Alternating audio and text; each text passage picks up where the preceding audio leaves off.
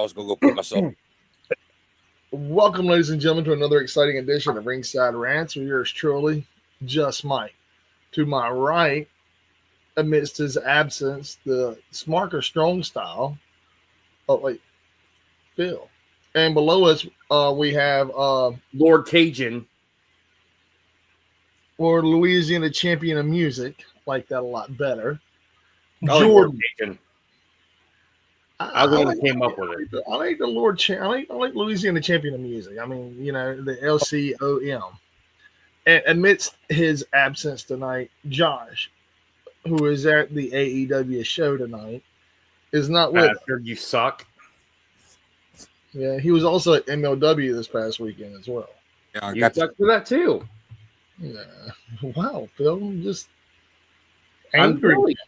I'm jelly. I'm sorry. I wish I lived near Chicago. All you do, man, is get on one of them bullet trains and go up there, or get one of them tin cans that fly in the sky and land there. We don't even have a bullet train. The only place that have bullet trains is in Japan. cheapest way is Greyhound. It's called an Amtrak, dude. Greyhound bus as well. They're even cheaper than Amtrak. Yeah, but yeah, it'll take you 17 hours to get, or 17 days to get there, or however many days. Well, Hello. Oh, look, hold on. He is on his way home, ladies and gentlemen, so he will be here. Oh. He will be here. hey, Monica, how are you?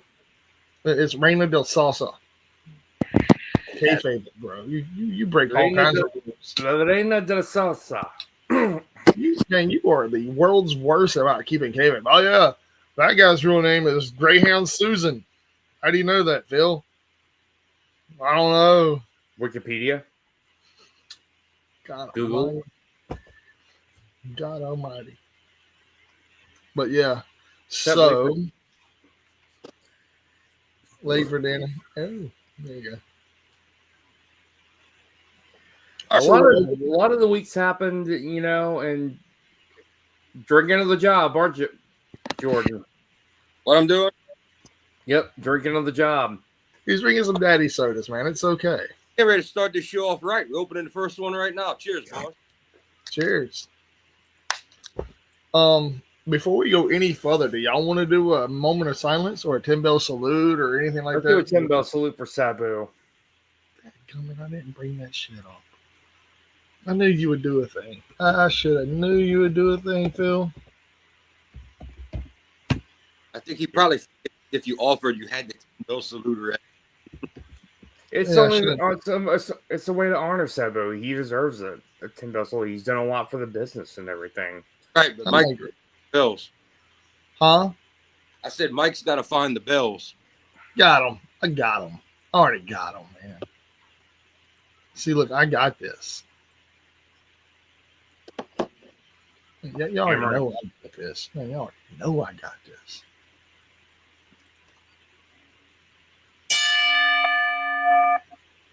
Hold on. Let's get this right. Let's start this off right. Y'all ready? Yes.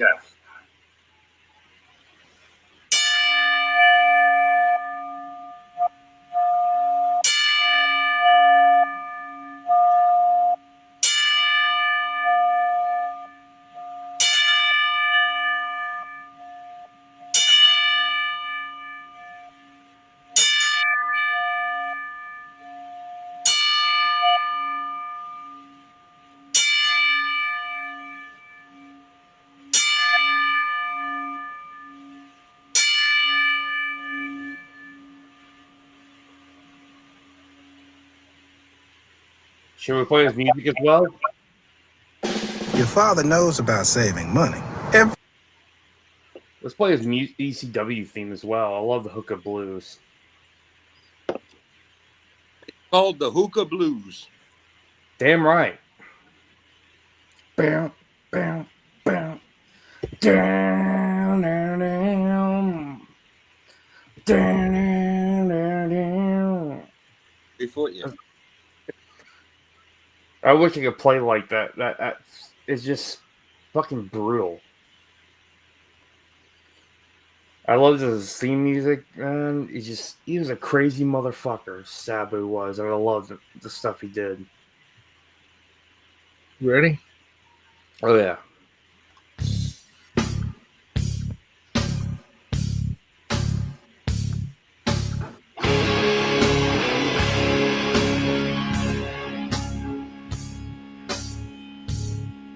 Yeah, he passed away this past weekend. Mother's Day. I know.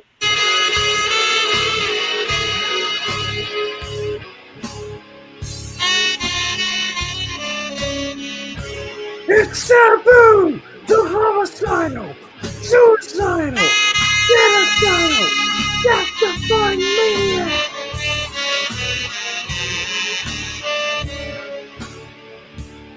I already had to tape his arm up during that match with Terry Funk.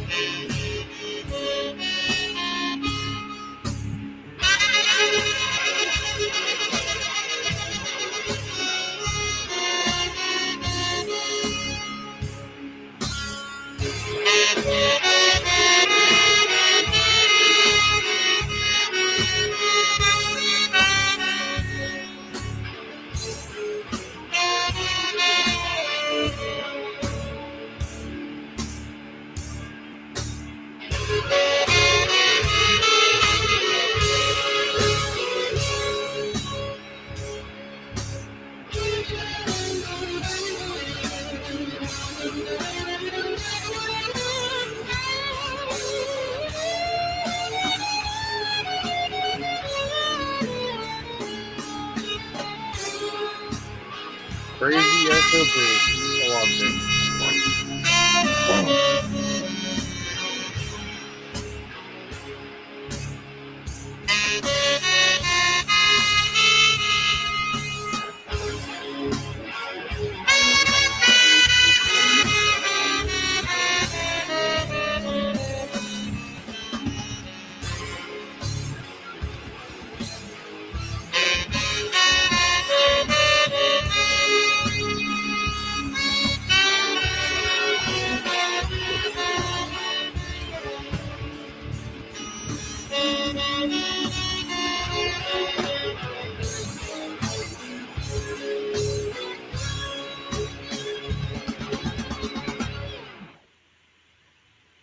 Okay. While we're on the topic of Sabu, would you like to do personal favorite opponents of all? Like maybe y'all have one, maybe more than one personal favorite opponent of Sabu through history. Greatest match. Hayabusa. Let's see. Also, Taz. Let's see. RVD. Mike. I even like the match he had with Rey Mysterio, despite the fact that I didn't like the ending, but it was still crazy, a little epic. Got stopped before it got started, but Mike, you got anything? Terry Funk. I picked 4, and I started with it's all going to be W run. Get that out the way. Terry Funk first, especially the barbed wire match. We know what happened in there. We know how crazy it was. Not only had to tape, he sent Fonzie in the back to tape up the torn bicep. Then at the end, they both truly had to be cut out of the barbed wire. They could not free themselves. They had to be cut out. Next, I would go with, I'm going to throw him just because he's one of his best friends. Another hardcore icon. Maybe not the best match, but they were both crazy together and they loved each other. A Sandman, I'm going to go with. Then I'm going to go with what I say is his 2 best opponents and probably his 2 greatest matches ever. Let me see. I don't know if I'm going to get the right pay-per-view show, but him versus Taz. Y'all know the one, the big return. That was a good one. It was the unified, the ECW, the FTW championship. The one you really don't like that belt, do you? Me? Yeah, the FTW. I remember you didn't like it. I didn't hate on it in ECW. Austin could have his own Smoking Skull belt. Let Taz have his own. But the AEW version of it was like, bro, all y'all wasted time with this when y'all got 1 million belts and it doesn't mean a damn. So that got on my nerves. But let's get back to the point. Number 1, my favorite ever match with Sabu. and I believe it was at Living Dangerously. I could be wrong, but against RVD was amazing. Sabu's best match ever. The action did not stop. Both of them, you can go back and watch it. It was not Heat Wave because that's what Taz lost the belt to Mike Awesome and left the company. And I'm pretty sure it was not Guilty. It was pretty sure it was Living Dangerously. I'm pretty sure of 98, 99. I'm pretty sure. But to me, that's the best match. And it wasn't even the main event, but I was like, that match blew me away. Well, there's another one that people forget whenever Chris Benoit broke his neck. Yeah. That was the most infamous match that Sabu had. And I forgot Sabu was in WCW for a bit, too. Very Nitro. The second Nitro, they gave him a video package coming up for the following week. Yeah. He was, and then about 3 or 4 weeks in, he did it. Told not to do it. They fired. Sabu was too hardcore for WCW. Way too hardcore. Yeah. He was too hardcore for WWE. Oh yeah.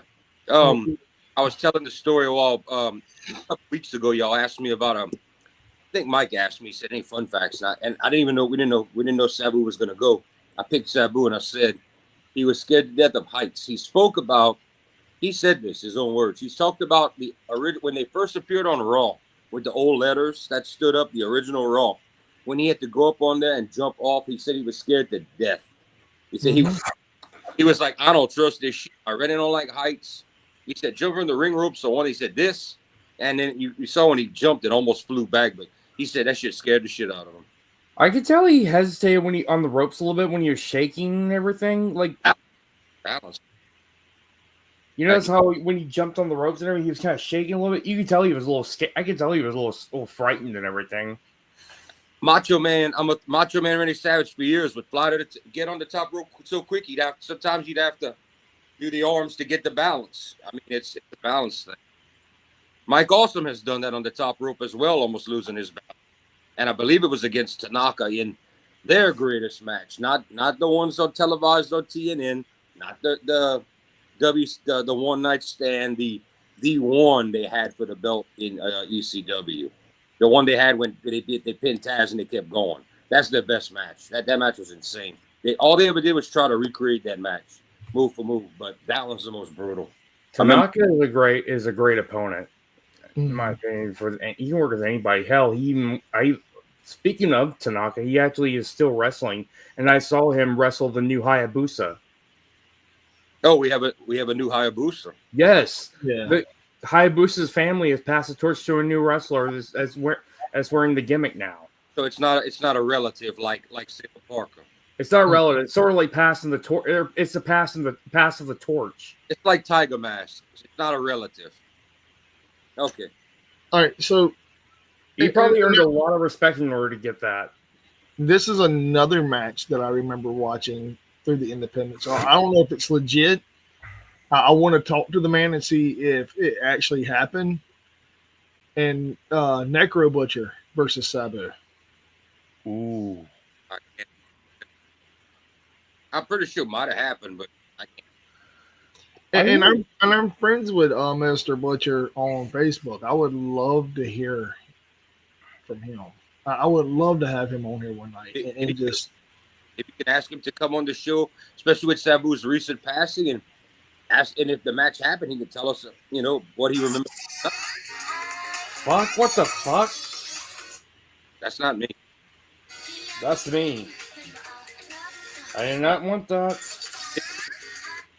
Sounds like you kind of did, Phil. I wasn't trying to hear that. You're Rick Duxbury. All right, let's see.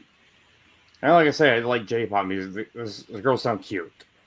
You should have Sabu's theme for your ringtone for a week, bro. I That- should. That Hookah Blues, man. That's a good song, dude. That's a great song. It makes me want to jump off the balcony of my house and do a suicide dive into somebody. Or like the old ICP lyric, I Sabu'd your mama through a There- coffee table. Did you ever watch the video of when he went live with them at a big stadium concert, helping launch the Fago? That was awesome. He was stabbing the Fago. He was stabbing it with a knife and like ripping and sending it flying, dude. And he was stabbing them with forks and pointing. What are they talking about again? Fuck. Sabu and someone else. I was looking something up. Oh, Necro Butcher? Huh? Necro Butcher? Not Necro Butcher, someone else. Oh yeah, the MLW match of Sabu. Oh yeah, he wrestled La Parka in MLW. The original La Parka. What year? 05? 2002. Because he ain't had a match in almost 10 years. right. Yeah, it was actually like took place around December 2002 and everything. It's a really good match. It was very technical, very, some lucha libre and some high flying, but it showed Sabu do more technical style. I like to watch it with the original La Parka in 02. He could still go as big as he was. Yeah, this is the original La Parka right here in 2002. Or Sabu. I think 2015 is his last match he ever had before the Joey Janela match. I'll tell you. LA Park? No, Sabu. We've been talking about Sabu here. I'm not jumping ship there, bro. You wrestled against Joe Janela in 2015? No. I think his last match was in 2015 before he took on Joey Janela for 2025. Oh, okay. I was about to say. Sabu had about a decade absence away. They had said that. He's right. Okay. While we're still on the subject of Sabu, I don't know what else Mike wants to talk about, but while we're there, I know you'd love to go. Taz's tribute tonight live on television. Would you like to talk about your feelings on that? Taz has very, very, very close ties to a lot of the boys back in ECW. And Taz can say anything and it could be true. And it's heartfelt, it's emotional from Taz. And I don't know, man. Taz, he seemed a little, I don't know. I didn't get to watch every bit of it. It was pretty sad. I watched it. He was emotional. That was one of his best friends. They were really good friends in real life, and he respected Sabu, and Sabu's a huge part of his career, him getting over. So he respects him. There was respect both ways there. Just like they said, when Sam hit, Sabu woke up, and he wasn't completely out like they're saying Janela kind of pretended he was completely knocked out and then moved. They don't know that, but there's a history there. Those boys were tight. They were fighting. WCW and WWF were fighting each other to see who could put each other. ECW was fighting to get $1 to eat, and half the time they didn't even get that. And the crazy thing, man, about that whole scenario with Taz and how many people Taz didn't want to leave ECW. That's what people don't understand. Taz has said this numerous times. The reason he left ECW is because he got tired of not having a paycheck. His checks kept bouncing. A lot Well, of them. it wasn't just his, man. It was everyone. Even Dreamer said it. Dreamer was a good soldier and stuck with it, but RVD was like, bruh, I'm not paid. I'm going. Raven left because of it and came back. Sandman tried to leave and all that. A bunch of them. I mean, Justin. Hack. Yeah. Stupid. We don't mention that Stupid name. shit. Bam Bam Bigelow left the company. Chris Candido, Shane Douglas. Just incredible. Mike Lance Awesome. Storm, Mike Awesome. The first one after Taz, or right before the Dudleys. They were Dudley. That was the biggest. That was the biggest one, man. right. And If ECW had the finances, it would. I think a lot of them would have stayed. Yeah, no, I don't know. I'm going to be honest about my feelings on that. And Paul Heyman has been very candid about it. He even says that he wished that he done business a little bit better than he did.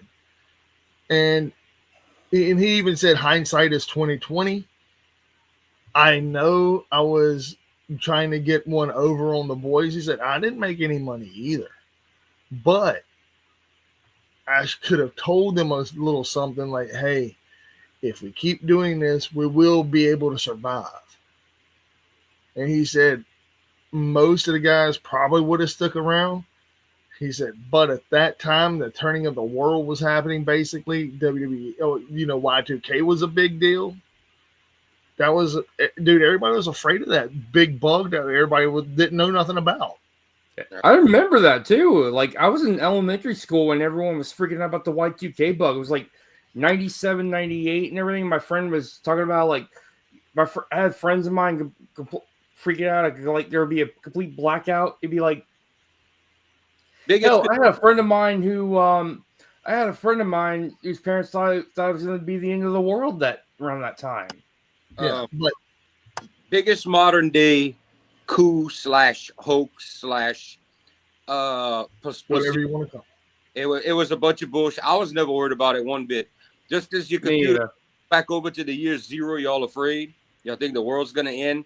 I mean, I wasn't. I think that's the whole reason we got less panic in 2012 when the Mayan calendar was supposed to end, because we had lived through Y2K. It's like, all right, if all the computers in the world and technology didn't go down, we scared of, I think that's why there was a lot less panic for that. And that's why I thought the movie 2012 was actually pretty funny. I found it funny and less scary. I don't find any of that shit funny. I find it disturbing because one day that we're not going to be here no more. Just like all this technology we're using, people will be like, I use computers in 2025? Shit, we got fucking whatever, they're gonna just like mind swiping with their arms or whatever, and they're probably gonna be half cyborgs. All right, Shadowrun. But anyway, what I was getting towards was that during that time everybody was freaking the fuck out, and then after 2000 hit, Paul Heyman was like, all right, we got momentum. We're moving. We're pulling things together. And then all of a sudden, Ted Turner sold WCW. And what was it, March of 01? It was in 01. It was around the spring of 01. It wasn't Ted Turner had no control over it anymore. He owned WCW. Yeah, he had control. He sold it to Vince McMahon for a little of nothing. Like it was like a couple of $100,000. I'm gonna say something here because I've done a lot of research on all of these things we're talking about, and Ted Turner technically had no more power in his own company at this point. Ted did not want to lose it. The executives with Time Warner that took over AOL after the merger, they you do what we tell you now. They hated wrestling. They wanted wrestling off their network completely. They were taking anything that happened as a loss in Turner on the channels that they blame. Oh, it's the wrestling's fault. It's the wrestling's fault. Cut that. We don't need that. We don't want to do that. We want to go more movies and sitcom. Cut that. Now, another fun fact, maybe not fun, but would you believe this all ties back to the Scott Hall, Kevin Nash lawsuit? I don't know if you ever read this, Phil. I just found out about this from you. Okay, well, let me tell you what. Back when Vince tried to sue, I see Mike's nodding, so he knows. When Vince tried to sue them because they were using the Razor and Diesel likenesses. Oh, yeah. Now I remember. The lawyer put in the contract, okay, we're dropping X amount, all this. However, if WCW is ever sold, we get first crack. That's how they got it from Bischoff. That's how they did it. Now, Bischoff would tell you, no TV deal, the company wasn't worth 2 cents. That was another problem. He had the original idea, the agreement, was that he was going to pull WCW. Thunder was going bye-bye, all that. He was going to pull Nitro for a month, and they were going to re-debut on TBS. His understanding was they had a TBS deal. Before they even sold the company, they're like, no dice. No, we're not doing that deal. So Bischoff's like, oh, shit, the company ain't worth $5. He went to FX. He tried shopping it all over. He got some investors to help him out. They're like, we have the money. We're going to do it. All of a sudden, Vince swooped in. He saw that library, that videotape library, and that Time Warner was so willing to get rid of it for so cheap. He was like, done. And he's like, I've just bought my competition. I have nothing to worry about. And look what happened. But that's how that went down. So it's actually in the contract when Hall and Nash, when they sued WCW for using their likenesses of WWF characters, at the very end of it, it was, if ever WCW is up for sale, the WWF, Vince had Titan, the company was called Titan at the time, his entertainment, they had first crack. And that's how Vince was able to walk away with it with no problem, and for a steal of a deal. Let me go press pause on this. Why? What do you want to press pause? Okay. That was different. Anyway, so after that happened, that was weird. Phil is now in. Hey, Phil, you're not John Cena, bro. We can't see you. We see titles. He Go into paused the it. truth over there. We're gonna see the truth out. I don't know what he's doing. Okay, now he's back all of a sudden. You were John Cena for a minute. He ain't there.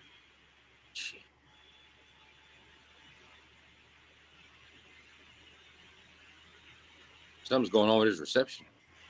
Dude has. We're waiting on you, Phil. You there, but you coming in like you driving through the woods. Yeah. All right. So basically, after that happened, they were the number 2 company in the world because they still haven't sold to WWE at the time or WWF at the time. Dude, has he.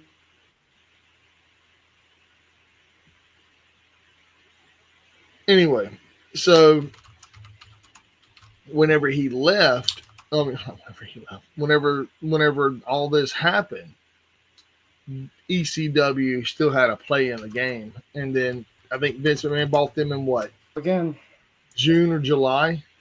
To my knowledge, ECW was sold first. I might have that wrong, but from my memories, it was first. I think it was second. I think I looked this up before. Okay. I might be wrong. I might be remembering it wrong, but I could have swore it because I was all like, "Oh shit, WWF got ECW. They got combined." Then I was like, when Vince came on that Monday on WCW TV, I was like, "Oh no." 2003. Yeah, the company folded in 2001. But WWE acquired the rights to Extreme Championship Wrestling's trademarks and video library in 03. Right. But they had pretty much were able to shut the company down. Paul Heyman showed up on Raw. Everybody's like, what the hell? All the boys, the ECW boys are like, bruh, that's our boss and we're still employed. You know, like, like what the hell? Because at the end, you still had the names that matter. You had Tommy Dreamer stayed loyal till the end. He was still ECW with Paul showed up on TV. Justin Credible was still there, and I don't know if we could call Steve Corino the biggest player at the time, but like Lil Guido still in the company. I'm back. I'm just trying to think of the biggest names they had left because they lost so many people by that time. Raven was still in the company after his return. Yeah. But there was Sandman had returned as well, but they're still thinking they're ECW employees, and Paul shows up on TV, and they're like, "Bro, you told us don't leave the Sick of Charlotte," and he shows up. They were all like, "What the fuck, bro?" And then they get the message: ECW's folded. You're out of a job, you know. And WWE or F at the time will take whoever they want out of whatever roster. That's March 23rd, 2001 is when WCW got purchased. When ECW got purchased. I'm looking at it right now. I thought it was like a month before WCW. I could be wrong. That's how I remembered it. I thought they were first. Well, it's because of WWE, WWF / WWE that they were kicked off the TNN the network. You could say that, but I mean, that's the main reason ECW had no money. Paul Heyman's a brilliant wrestling mind. He is horrible at business. They had no you have to have the whole reason that wrestling today is 3 hours on the television is they make millions of dollars off those ads. You got to have sponsors. Without the sponsors, you ain't got nothing. TNN did them no favors, and ECW is still violent. They only ever had one sponsor. And that's the damn Acclaim video game. That's all ECW ever had. ECW closed April 4th, 2001. After WCW. Wow, I got it wrong. Yeah, I know it wasn't very long after. It was after. Okay, I had it backwards. It wasn't very long. It was a sad day for pro wrestling when ECW and WCW were bought out. But however, in 2002 though, a lot of good things happened. Ring of Honor, MLW, and TNA. July 9th, 2001 is whenever they did the Invasion angle. They ruined that. Did they ever, man? I mean, I understand that you could sit out your contract if you're a big WCW player and still get paid from what you owed. Booker T and DDP were the only two big paid guys that said, we'll take the chance because we want to try to advance in this company. That's why you didn't see Goldberg for 2 years, and Hogan and Hall and Nash and Savage and Luger never went. But that's why you didn't see those big players. They sat home and collected that turn of money they were promising in the contract. Yeah. Hogan already knew. Oh. There was a lot of big controversies in ECW. The one was Sandman's high incident when Sandman got crucified. I remember that's Kurt Angle. That's why Kurt Angle didn't join ECW. He almost threatened to sue them too. Yeah. Another instance of high controversy was the mass transit incident when New Jack almost bladed a poor kid to death. Yeah, and then you know how he got out of that? Do y'all know the story of that? Oh yeah, I watched Dark Side of the Ring, all because his dad called him the N-word. Yeah, I'm talking about the ending, how he got out of the kid who lived at the time. He's dead today, but when he lived, how he got out of it. He made New Jack promise him he'd come back to Florida to teach him. Jack said, "Oh yeah, sure, you got it." He said, "I left that motherfucker, never went back." He could have got a manslaughter charge, but he's one of the luckiest people in the world because a couple of times he could have got a murder charge and he got out. 15 justifiable homicides. In July of 2000, ECW made its West Coast debut, holding its annual summer pay-per-view Heat Wave in Los Angeles, California. At the time, Los Angeles was home to XPW, a recently established promotion which imitated the style and presentation of ECW. 6 members of the XPW roster purchased front row tickets to the pay-per-view and attended the show. That was rough. Prior to the start of the main event, a legitimate out-of-character brawl broke out between XPW contingent and members of the ECW roster, which spilled out into the parking lot of the venue. Yeah, they brought in the parking, and supposedly the ECW guys handed them their ass in the park. Yeah. Although ECW and XPW as organizations were considered to have great dislike for each other, several ECW talent would perform for XPW following the folding of ECW in 2001. One of them being Shane Douglas. One of them being Sabu. One of them being New Jack. And also John Cronus. Cronus didn't live too much longer out of the 2000s, though, did he? No. I know Big D Dudley's dead too. Yeah. Dick Dudley wrestled for XPW. Oh, Vic Grimes. Vicious Vic Grimes, yeah. I don't remember what happened to him. Jack was trying to kill him. He was trying to get him to hit the turnbuckle post, but he missed. Yep, he even says that shit to this day. Well, he did now. Well, he's dead now, so. Josh! What's up, guys? What's happening, brother? What's happening? Not much. Still on my way home. I should be home in about like maybe 20, 25 minutes. Damn, he lives What'd right. you think of the show? It's awesome. Pretty good show. But I'll give you my review in a little bit. All right, cool. All right, I'll check you guys out. I'll see you guys soon. All right, brother. We'll be here waiting on you. All right. Later. This little cameo of Josh is sponsored by Dubby. Nah, he'll be back. we got to be live until he gets home, man. I can wait. It must be nice. Huh? Nice that close. Yeah. That ain't bad. I mean, I guess the show must have just ended. It's a 20, 30-minute drive for me to get to a major chain grocery store, let alone. I'll be downtown this Friday night, downtown Mobile.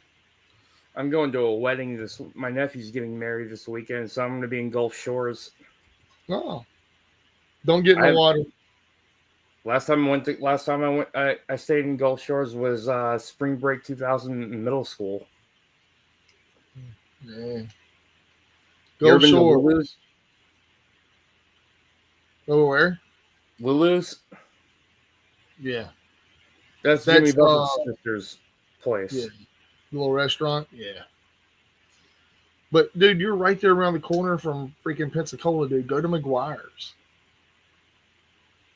That's a great place. If you've never been, I suggest it highly. You'll thank me. McGuire's what? McGuire's Irish Pub.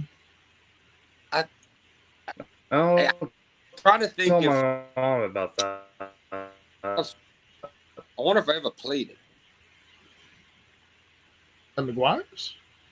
Is it like a restaurant bar with like a stage or no? A really, really small stage. It's like on the beach. There's a chance. I can't remember. It might have been when I'm not sure. I can't remember the name, but it was somewhere in Mississippi, right?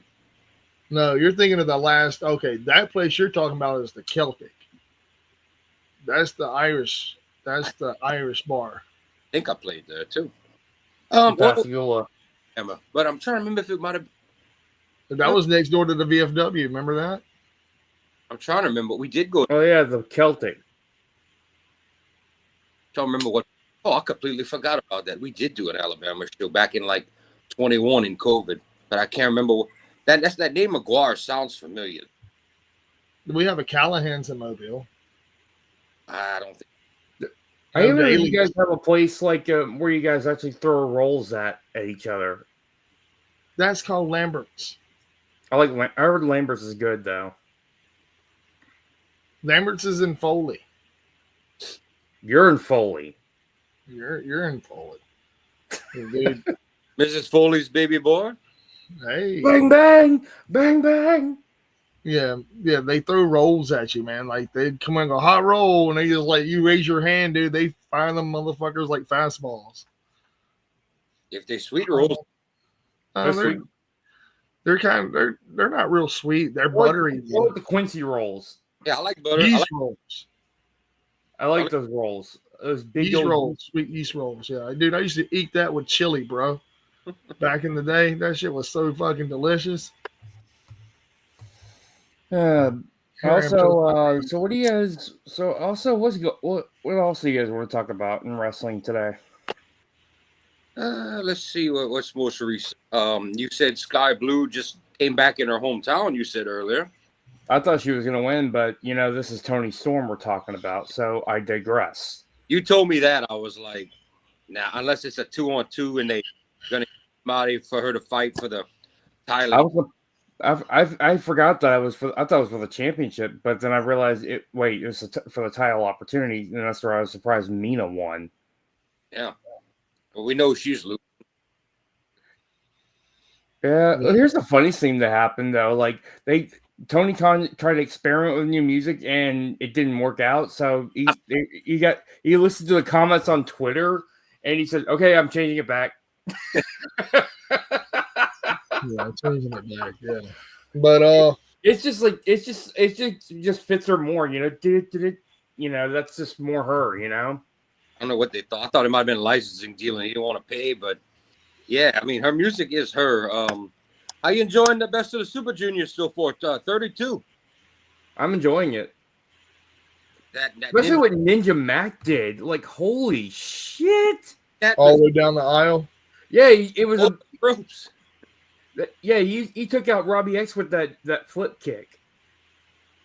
21 backflips, starting in the ring, over the top rope without stopping, in succession, all the way up to where you enter, and he got him with the feet. Even Pat McAfee gave him credit for that. Who? Pat McAfee on his show talked about that too. Yeah, that scene got really viral. Yeah. Did you just segued into who I wanted to talk about?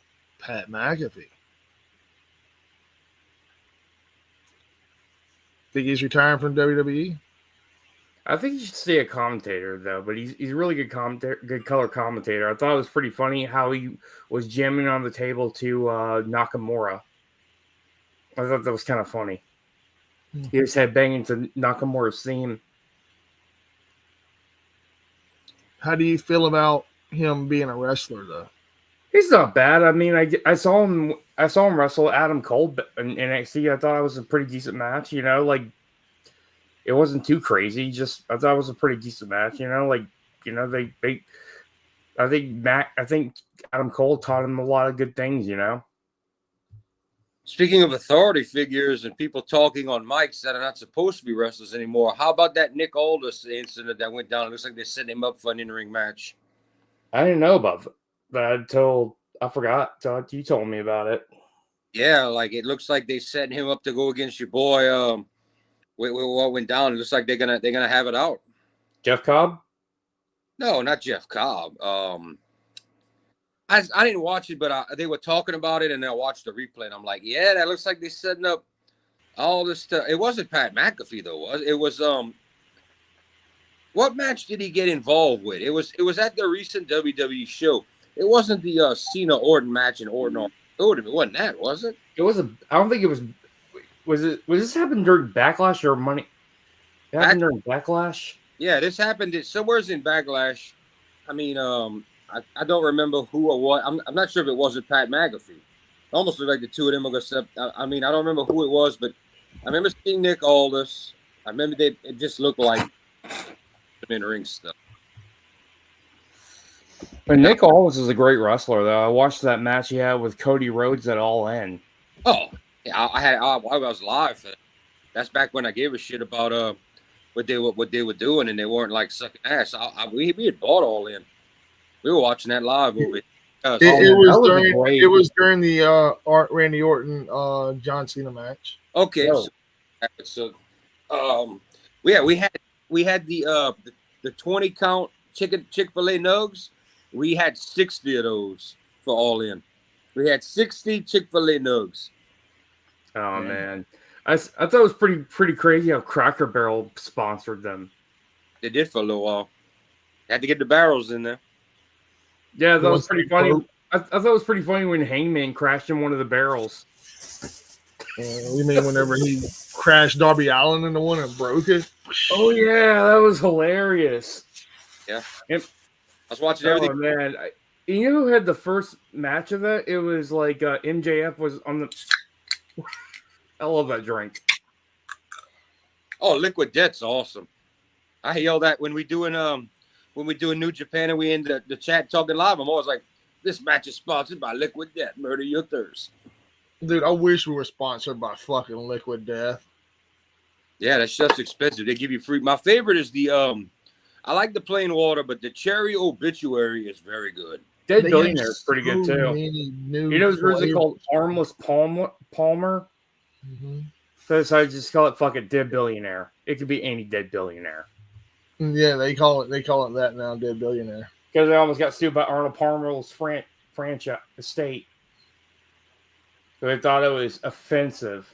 It wasn't offensive. I loved it. I thought it was funny. It was actually really cool. The Bury It Alive is pretty good too. And they had the, what is it, grapefruit? Yeah, grapefruit. Guava, whatever it is. Chainsaw. Mango chainsaw. Oh yeah, speaking of which, like there's another match I was in. Oh yeah, speaking of which, MJF has officially joined the Hurt Syndicate. Mango chainsaw made you think of MJF? Maybe. Bobby Lashley finally gave him the thumbs up tonight. They're predicting the two of them are going to fight at Double or Nothing. I believe they'll wait till All In. If they can stretch and get some more legs out of it, out of the story. Or All Out. It's a good story. I like it, though. How about the cock blocking of WWE by Triple H and Nick Conman against AEW's big shows, making sure they got day and night programming live against Double or Nothing and All In. How about that? All Out. All Out. But yeah, they even moved the day for they're not confirmed, but some podcasters were talking about it because they worried how they gonna cover everything. They were talking about against All In, which is supposed to start at All Out. That was supposed to start at 3 p.m. That they're talking about WWE's Evolution in one town is going to start at 3 p.m. And then as soon as that's over, Saturday night's main event or one of the big pay is going to take over right after that in sequence in another town. And they're planning on doing something like that against Double or Nothing as well. They also are using. Yeah. Oh yeah, they actually have like. They do have Battleground on Double or Nothing. It's an NXT Battleground. Yeah. And the crazy thing about it, man, if you think about it, dude, Money in the Bank's against Double or Nothing. Yeah, Money in the Bank's there. Money in the Bank is actually a good pay-per-view because there's going to be a lot of casual fans that want to watch ladder matches. You got a point. It's one. They consider it the fifth big one. Yeah. I'm just Double or Nothing. I mean, dude, AEW is. The only thing I can say for anything on AEW's behalf is it's hard to watch sometimes. It really is. Nice, elegantly put. It's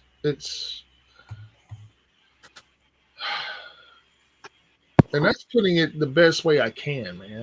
That's why I'm complimenting you. You saying it in the nicest way possible. That sometimes the booking, the angles, the characters make no fucking sense. Let's have a match. Okay, why? I want to see them wrestle. Yeah.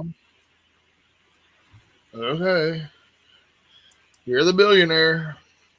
This is why, even though they might not have that much story, unless you watch the backstage interviews, I wish New Japan would have been in AEW shoes because they would have stopped the stupid bullshit, the junk wrestlers, and you would have at least had a reason behind these matches, short of tournaments. You would have. I actually do like the fact they're adding story to these tournaments, especially like Jamie Hayter, and like they're taking their time with the tournament though, with the Owen Hart tournament. Why rush? The whole story, the payoff's at Double or Nothing. We all know that. Well, like I said, I do hope. I have a feeling like if you watched Resurgence last week, let's just say that in kayfabe line, Mercedes Moné is having a nervous breakdown. Yeah, I like that though. I like it. Drop the strong women's title to a young 22, 23-year-old that deserves it and can help push that American brand of New Japan. Azumi is great. I've been a fan of her since she wrestled like Mercedes a few years ago, back when Mercedes was the IWGP Women's Champion and everything. And Azumi, I even found out she's also Stardom Tag Team Champions with Starlight Kid. They're in a faction together called Neo Genesis. Yeah, I'm all about giving the young talent that could go a chance. And Starlight Kid's pretty young too. She's like 24. Oh, I love her. Crazy. She's been wrestling. She was 13 years old. She's terrific. She's just going to get better. She's healthy. She's young. Starlight Kid's amazing. Yes. And Azumi. I thought it was pretty funny how she kept it. I still remember that promo where Mercedes kept annoying Azumi, calling her AZM. I was telling you earlier today on the on here, Phil. Well, so I'll talk about it with Mike. The most important thing to me in AEW and these women's wrestling is, okay, you got Tony and you got Mercedes. You got to use them to build new stars. You ain't got nothing else. All right, who's it going to be? Don't waste this opportunity. Build some women if you want some talent, or after these women are off the TV, it's not going to matter. Jamie Hayter's great, but you need more. We need young talent that can go. They got Megan Bain, she's a beast. Who? Megan Bain. Well, I haven't really watched her wrestle recently. If she can go and she can do it right, and if the crowd can get behind her, you got to use one of those girls to put her over. We've seen Tony already do it for Mariah.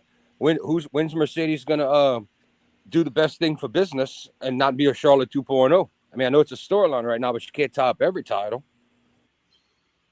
I mean, Billy Stark should be the next person. I do believe Billy Stark should be a main player on. And if anyone's trying to help Billy Starks, it's none other than Athena. Which look what they did to Athena. They ruined her streak just to feed Mercedes. They didn't need to break that at all. Yeah, that kind of upset me a little bit. I don't like that. No, not as much as Asuka and Charlotte beating Asuka at Mania in New Orleans. Oh God, that still pisses me off. That was a horrible night, man. We got three garbage matches that night. Also, that tag team match with Braun Strowman and that kid. I don't even worry about it. That was a joke. AJ and Nakamura was told by Vince to tone it down, not to make Brock and Roman look good. And we got a shit match from them because of it. They barely got started. And then Roman and Brock, I got a friend. He's like the biggest Reigns fan there is. And he was like, this sucks. Bro, we've seen this like match 4. This blows ass. The crowd was even starting to turn. I'm like, dude, they ruined this WrestleMania. The Rumble was great that year with Nakamura and Asuka winning, but they ruined that. They ruined that Mania big time. That was when I started. That's when I started losing faith in WWE. Quit watching. That's when I quit watching. I said, I've got enough. And I found New Japan. I said, I have enough of this. I quit. They pissed me off. You know the reason why I'm the smart and strong style? This man right here, Mike. Plus my curiosity. Like, I've always been curious about the strong style type of wrestling. And one day, that's when I fell in love with Minoru Suzuki as well. Oh, yeah. When Suzuki goes, oh, man. I love this promos, too. When he does that evil laugh. Oh, yeah. Murdered Grandpa. Damn right. I hope you get hit by a car, he says in Japanese. Wait, I don't have a chance. So we win the G1 Climax. What if everyone gets food poisoning?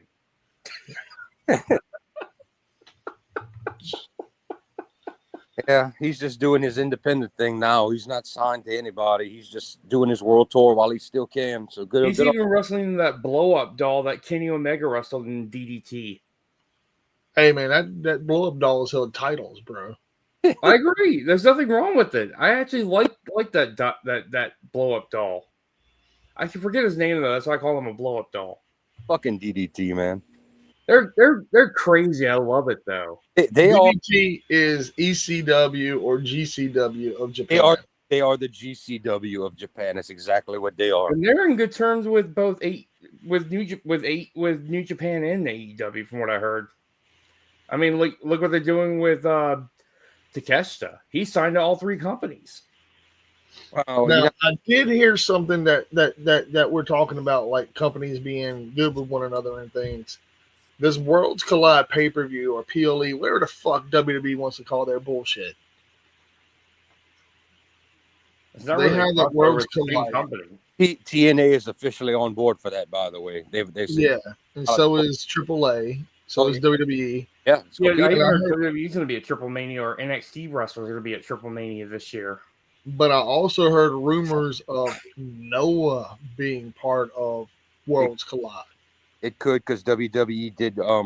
They have partnered with Noah. They've sent NXT talent.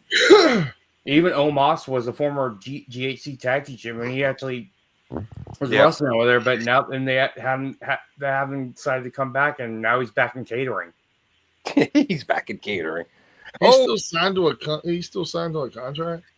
Yep, and he's with Titus. He's basically helping out with Titus Catering worldwide.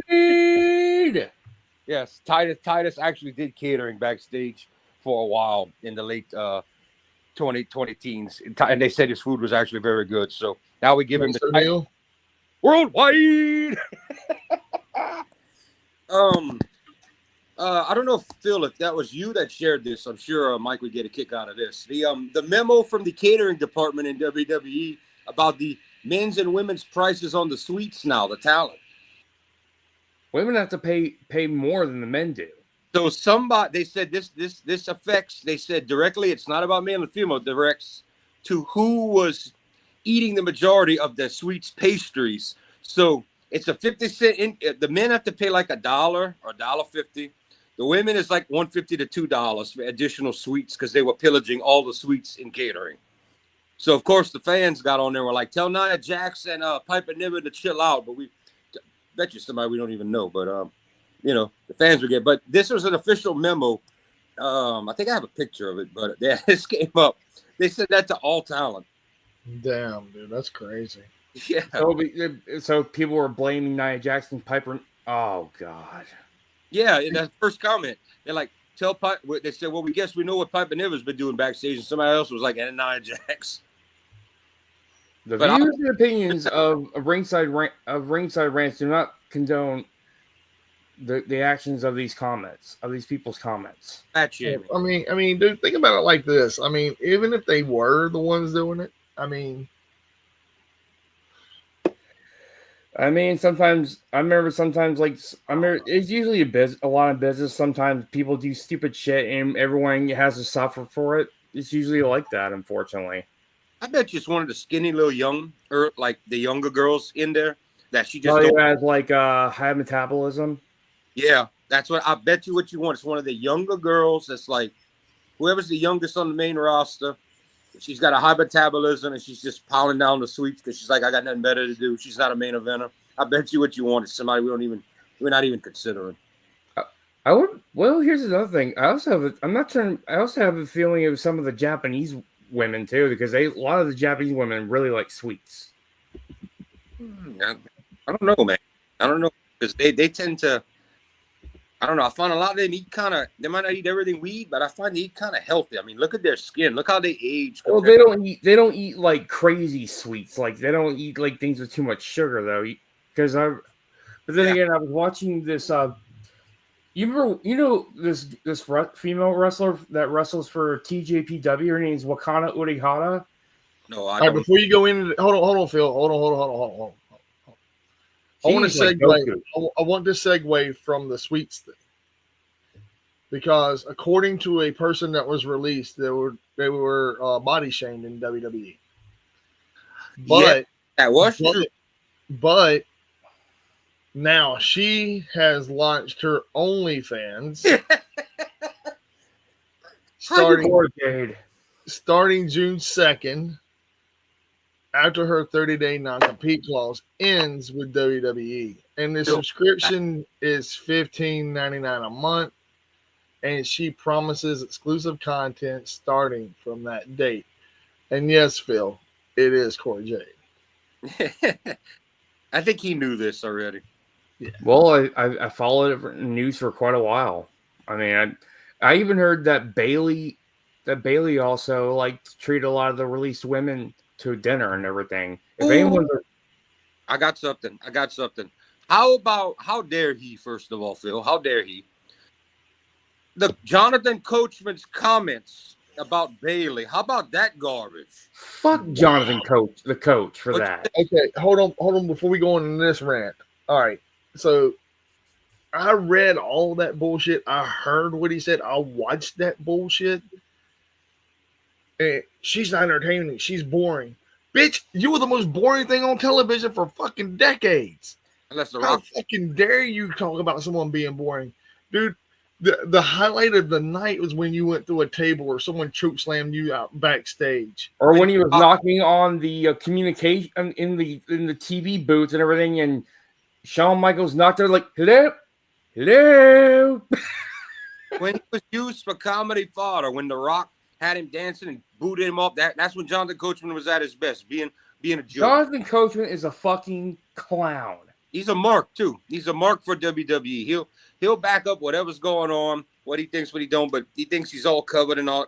It's full of shit. Bailey has done so much. Might not be my favorite company. Bailey's a hard worker. She's a great wrestler. She deserves respect. I even watched her matches in the Indies. She was great then in the Indies too. She was one of the 4 horsewomen. She, unlike Charlotte, she was one of. She'll put she's putting a lot of those young women over. Hell, she helped put Io and Dakota Kai over. Bailey is fucking And Lyra Valkyria. her gave too. up her WrestleMania spot because they decided to change plans twice to put Becky Lynch in that garbage. And obviously didn't say a word. I'm sure Triple H was like, look, I'm sorry, I'll make it up to you some kind of way.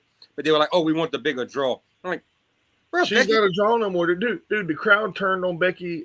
I mean, dude, Becky she is He was disconnected. gone for like almost a fucking year, and yet She's disconnected, dude. Her promos are trash. They don't even fucking boo her, really, dude. They don't even fucking respond to her because they don't care. They all want- because she wants her precious. yeah, but they want her to be a heel now. But I don't think she's ever gonna be the same ever since she left and had this child. I think she's a different person. And we got to be honest, the 4 horsewomen are aging compared to a Stephanie Vaquer, a Julia, these young women that are amazing coming in. Roxanne Perez, she's like in her early 20s. Who's the pretty one that they moved up to Maine that she's the champion now? She's really beautiful. Tiffany Stratton. Hey, I thought that girl was all fluff till I watched an NXT match. I was like, this girl's bleeding and like this girl really putting her shit into it. I was like, I'm impressed. I know, especially for a person that never wrestled in the Indies. I gotta give her credit when it's due. Yeah. She has a killer moonsault. I love her moonsault. It's better than what Charlotte ever did it. 10 times better. 10 times better than Charlotte's moonsault. I was worried that Charlotte was gonna bury her. You mean Charlie? Hmm? We're talking about Charlie? Charlotte. Yeah, Charlie. Charlie Flair. Yeah, she's built so like her dad. It's not even funny. She's so square. I am not saying I am not going to call her Charlie Flair. I am not going to say that. You just did. I will. Mike. I will say something on a serious note, not against us loving or hating any wrestlers or any kind of body shaming. She is ill, and if she don't watch herself, she's gonna get very sick. She is underweight. She's got muscle issues. If she don't, Muscular dystrophy, you can see it, dude. she is in trouble. If she don't watch her, I would just back away. Dude, she got booed. Apparently on SmackDown, she got booed out of the arena. Oh yeah, yeah. The people every time she comes back, she She has gets. go away heat. She has go away heat. She don't have like boo heat. She has. She go has away. the like. I'm turning this shit off.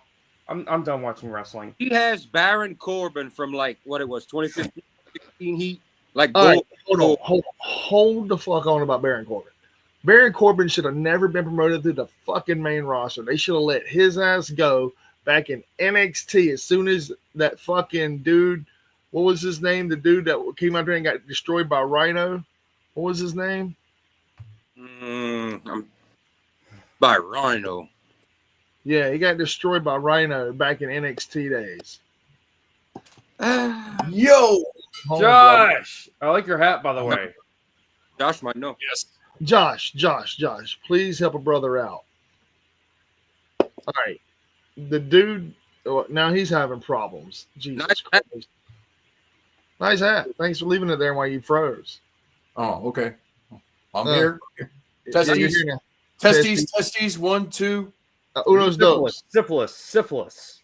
AIDS. Wait, we're not playing STD games? Anyway, Rhino destroyed a dude on WWE NXT back in the day.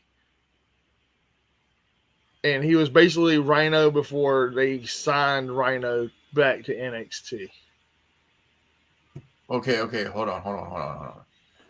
Rhino. The only time I know Rhino made an appearance was at the 2300 arena In NXT. W arena. in NXT. Damn it. You say he looked like Rhino, huh? No. God, no. He was. You talking about Jeff Cobb? No. Yeah, some people saying that Jeff Cobb looks like a Rhino, in which I'm just like, I want to slap you for that motherfucker. He's talking back there on NXT. Rhino made an appearance and slaughtered somebody. Yeah. And It was at Rhino made an appearance on NXT. It was at the 2300 arena, and God, I want to say it was Trick Williams. It was some. It was. No. I'm talking about way back in the day, not now. I mean, way back in the day. NXT's only been around for about 5 or 6 years. He's talking 14, 15, like in the heyday. No, I'm talking like 2005, 2006. Oh God, that was. Oh, you talking about like TNA? NXT wasn't even around. Yeah, it was. The TV. No, NXT wasn't formed until like 2010. Yeah, Not next. even that. 2015, maybe 2015. You know, That's what I'm Probably thinking. 2015, 2016, 2017, 2018, probably. Yeah, those are the days when NXT was at its height. The Four Horsewomen and all of that, and you had like pretty much 14 to well, maybe not 14, but like 15, 16, 17 when Yeah, Bayley yeah. tore down. Yeah, I want to say I was going to say it was around that, but the last time I seen Rhino in NXT was just what, about a couple months ago. He made an appearance and destroyed somebody. Why don't you type in Rhino NXT destroys or Gore and see what comes up? there's a Google. guy he beat had the same finisher as Rhino. So it's just Gore, but so many people use that, man. I mean, Braun It's Breaker, an overused move. I hate to say it, but it's overused. like a super kick. Yeah, that too. At least I'll tell you what, a lot of people were hating on Jeff Cobb and some of these little geeks and everything that don't even know. They were like, "Oh, you guys know who Jeff Cobb is." Like, I hope you guys. Yeah, at least his moves are. At least his move is not overused like the Gore. I gotta give nothing against Rhino. I love fucking Rhino. If anything, if anyone who makes the spear perfect, aka the Gore, it's Rhino. He had one of the best, especially in ECW. Especially when Gore, the Gore. I love when Paul Heyman did that on commentary, or like Joey Styles did that. I don't know if the guys are freezing or if they're updating. I haven't seen Mike move in a while. My bad. Rhino Place delivers. and beds. Rhino delivers an epic Gore to Mr. Stone. NXT highlights. I know that was the 2300 Arena. Oh yeah, Robert Stone. That's one of the managers in NXT. He also has his own brand. Shoot, I think that's his only appearance in NXT. Bull Dempsey, that motherfucker. Okay. So that's his name, Bull Dempsey. Okay. All right. Like more like bullshit. Y'all remember Bull Dempsey? Does anybody remember Bull Dempsey? Who's Like- like fucking Bull Dempsey? Like that much. Okay. So Bull Dempsey got beat by Rhino. And Said who? huh? Like Well, I said, who? Rhino versus Elias.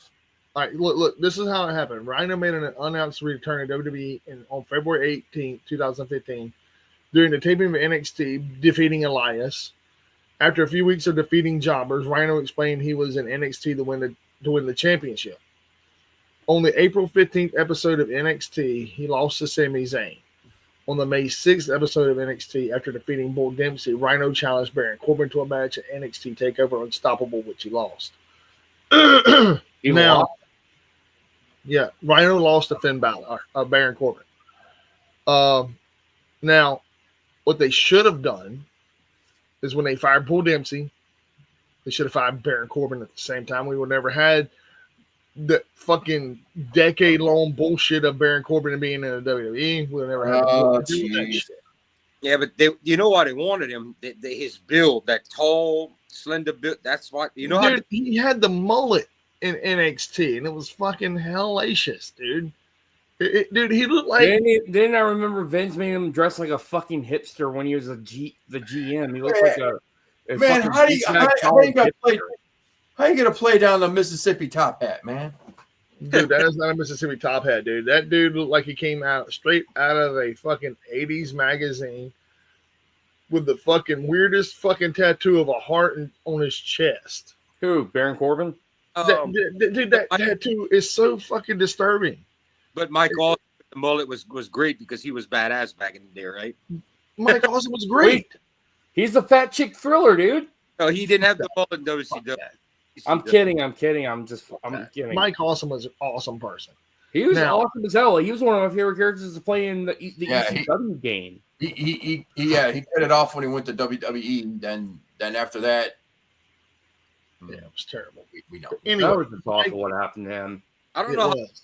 two massive companies in the world, WCW, WWF, could not figure out how to use Mike fucking Awesome. That's ridiculous. That was Shitstain's fault right there. Huh? That was Shitstain's fault. Who should say? Well, after that, when he went Russo. in the invasion, why you not gonna make him a top guy? Dude is not only champ, he's got the build, he's got the moves, he can go, he's huge, he can fly. How do you? No. Well, in WCW, Mike also is Russo- an actual Russo- legit tough guy. He saved Sabu's life from getting jumped by the Yakuza during FMW show. I believe it. Mike Awesome He was not really is utilized fucking or awesome. He used. runs a beat, He wasn't utilized by WCW or WWF because of the fact they didn't know how to use a guy that could move like a cruiserweight and be big like they didn't know they didn't understand. Paul Heyman sure made him look like $1 million, especially. Well, Paul Heyman also understood this motherfucker is money. Yeah. Okay, if the Japanese can use him, why can't I use him like the Japanese? And that's what he did. And WCW and WWF were like, well, yeah, that's not going to work for me, brother. I mean, that's exactly what it was. And they're like, we need to tone you down, and we need to change your way, and we need to change your look, and we need to change your gimmick, and we need to change your gimmick again. And not only that, here's your papers, bro. Good working with you. Hope everything works out in your future endeavors. And dude, I was like, the fuck?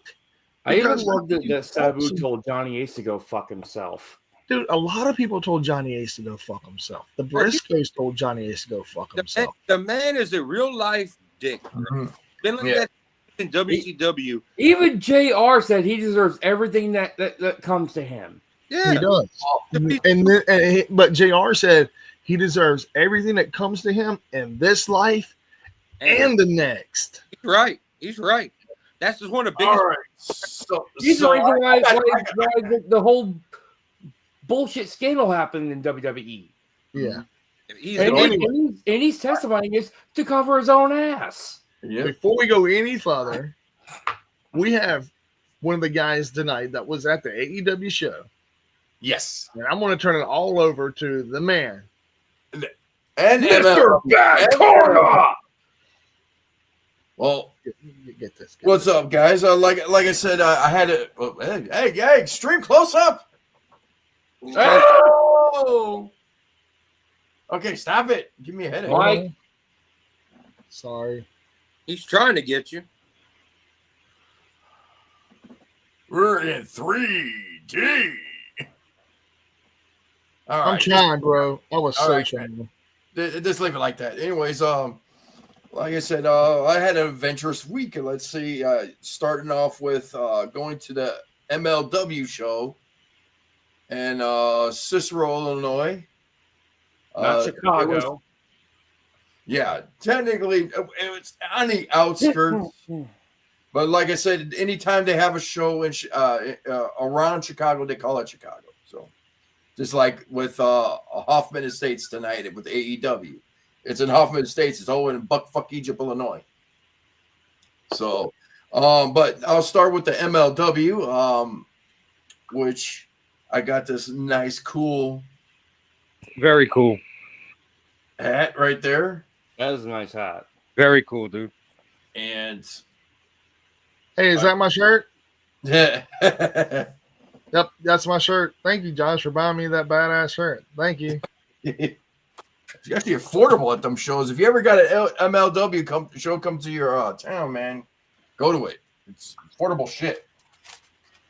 Also, That Is that autographed? Ooh. I wish I could have got this autograph. By that time, I spent all my money. Oh yeah. Speaking of which, Josh, I actually recommended my friend, one of my friends. Her name's Karina Enrique. She lives over in Texas. She's a Cali girl. I showed her that because she's really proud of her Mexican heritage and everything. She says I'm definitely gonna watch this at work. Okay, cool. But well, when I got there, when I got to the MLW show, they did a taping of 3 matches that's not going to air until June 7th, which and also in hindsight, as I look back, it actually has spoiled a match or later in the night. So, Walk in there and it's like a big ass cage match with barbed wire around the top of it. It was like a 4-on-4 match. So They already started the match whenever you walked in. yeah, we're running real late. Me and my brother were running a little late, and when we got there, we found out it's like I can't win. It's like I go to an event, they say all card. Then I go to an event, it says it's all cash. So we had to leave, go walk down the street, pull out some money, come back, and by that time it's already started. So, but it was all right. We got to our seats and had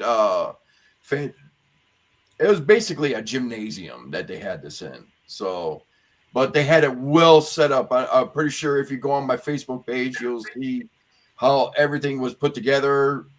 Had a little bit of pyro, not too much, but it was a fantastic show. The crowd was very lively for all the luchadors. They kind of booed like all the foreigners, which basically the white people. So, but it's like, yeah, it's like, if you ever seen a Lucha Libre match, there's a lot of, there's always someone with a megaphone. There's always someone with a drum. There's always someone with some kind of spinning clacker thing. Yeah. Don't forget the bicycle horn too. Yeah. Yeah, that was a guy right behind me that was doing that. Behind you with the bicycle. Yeah, we always hear those at like when Jordan and I watch Fantastica Mania every year on New Japan World. When female comes to Japan and wrestles with a lot of the other Japanese wrestlers, and we hear doot, doot. Yeah. So, but in all, it was a great show. Like I said, the first 3 matches were taped, and that's not going to air till June 6th, I believe they said. Then the rest was all live on YouTube. So if we want a little bit, we can scroll through a match if you want to. So it's on YouTube. So I'm pretty sure we don't got no legal bindings on that one. But like the 2 double main events was one was Matt Riddle going against Dominic Jahovic. T-Bone. Kojic. Yeah, T-Bone. T-Bar. T-Bar, whatever. Or was it Mace? I forgot. No, T-Bar.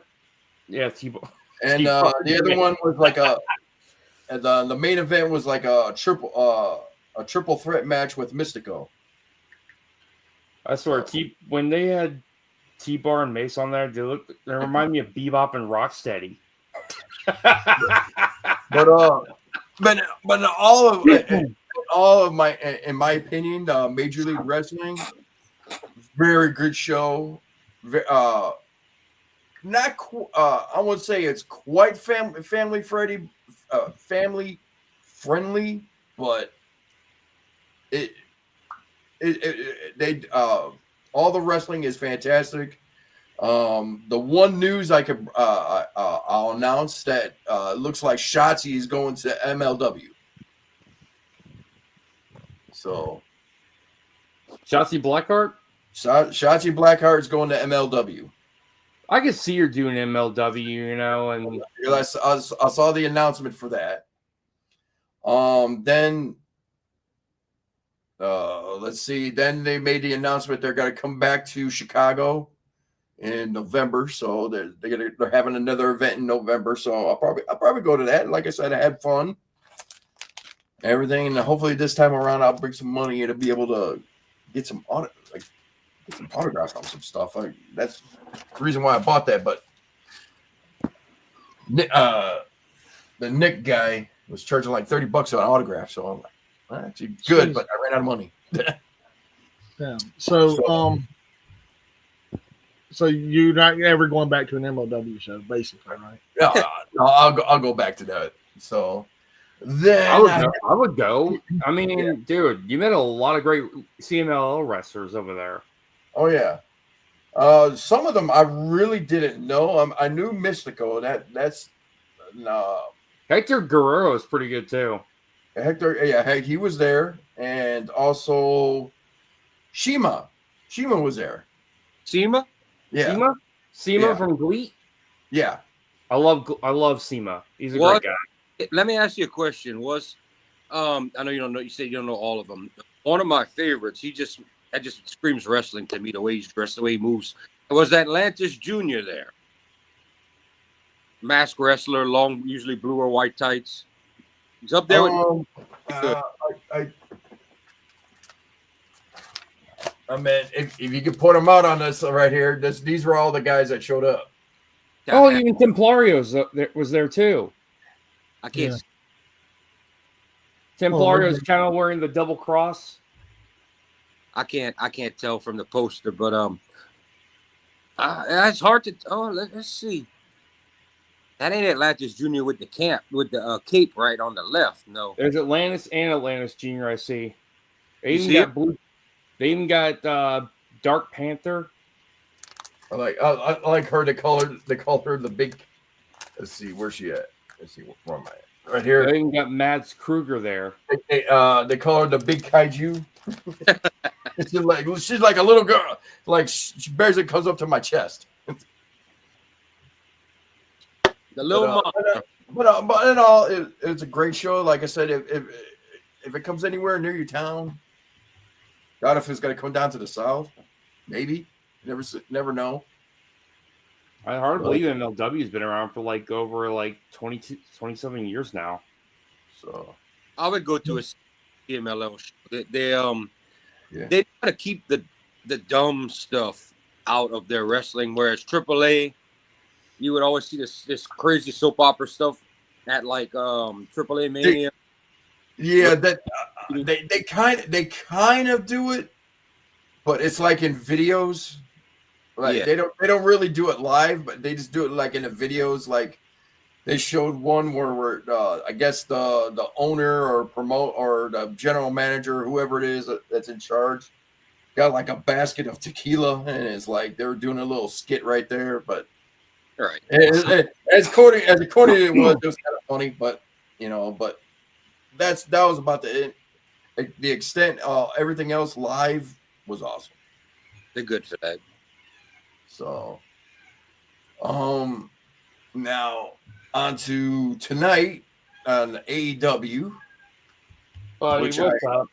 which was kind of impromptu to me, as like I just yesterday I got offered a ticket to go for free. So I wish I got that offer. yeah, you gotta have the hookups, man. I know. It's like my a buddy of mine at work, and his uncle gets tickets for free for events around the Chicagoland area. So he got like 4 tickets. So I was like, oh shoot, I'll go. And we got there. They were doing a taping of Ring of Honor, and they did a taping of Collision with Kyle Fletcher in a match. So I didn't really pay attention to that, because when we got there, it was like hit the bathroom, hit the merch, hit the food stand, get my bottle of liquor that had stuff down my pants, mixed everything up. What did you get at the food? Did you got your nachos and cheese? What'd you get? There's a hot dog and fries, and a bottle of pop, and with the nice little lovely chaser. Yeah. So what I picked up, they didn't have any merch that I wanted, but they pick up a program. Oh, a real program, not like WCW used to do this. Nice. That was a cool poster. I like that. Yeah. Well, it's not a poster. Well, it's a poster book. It's like, Yeah, that's nice. That's a real program. They lied to us when WCW came. We was the magazine. yeah, and it's got like everybody like, oh, it's kind of outdated. It's got the Acclaim on there, but got his father is on there. Mike's father. Hey, that's all our fathers walked out in wrestling. Holla be his name, man. Yeah, it's actually pretty cool. It's like this would be actually good to take to get autographed and all that. Yeah. So it's actually pretty good. It's actually real thick. I'm like, Fuck. Oh yeah. Speaking of which, I got some breaking news. Apparently, Vince McMahon is not on speaking terms with Triple H and Stephanie. Why? Because they outshined him? Yes. That, So he's being a man child. that could be legal stuff too, where they might not want to. You never know. Well, I don't think even Linda wants to deal with him. All right, so here's what else I got. Got me another AEW hat. It's actually, Well, I like the old. I wish they had the one with the old logo though. I got one, and it got the Chicago logo on it. Oh, that's pretty cool. But I kind of worn it out, so now just I just got it folded up and sitting on the couch. So, but other than that, let me see. Like I said, they did 2 tapings of our one with ROH, one with Collision. Then they went into Dynamite. They had a nice tribute to Sabu. I don't know if you guys watched it. We did. I did. It was beautiful. Yeah. Oh. Yeah. Who else? But the first match. Trying to think what the first match was. Here, let me go on my phone. It was women. The women's 4-way. Yes, the women 4-way. Oh, what a 4-way it was. Hey, we live for Good night, Mina. everybody. We live for Mina. Oh, yes. I heard they changed their music. They tried to give her experiment on new music, and they. Oh, the first match was Will Ospreay and Hangman, and going against Takeshita and the Canadian. I got hell yeah. Yeah, that was the first match. The second match was the 4-way.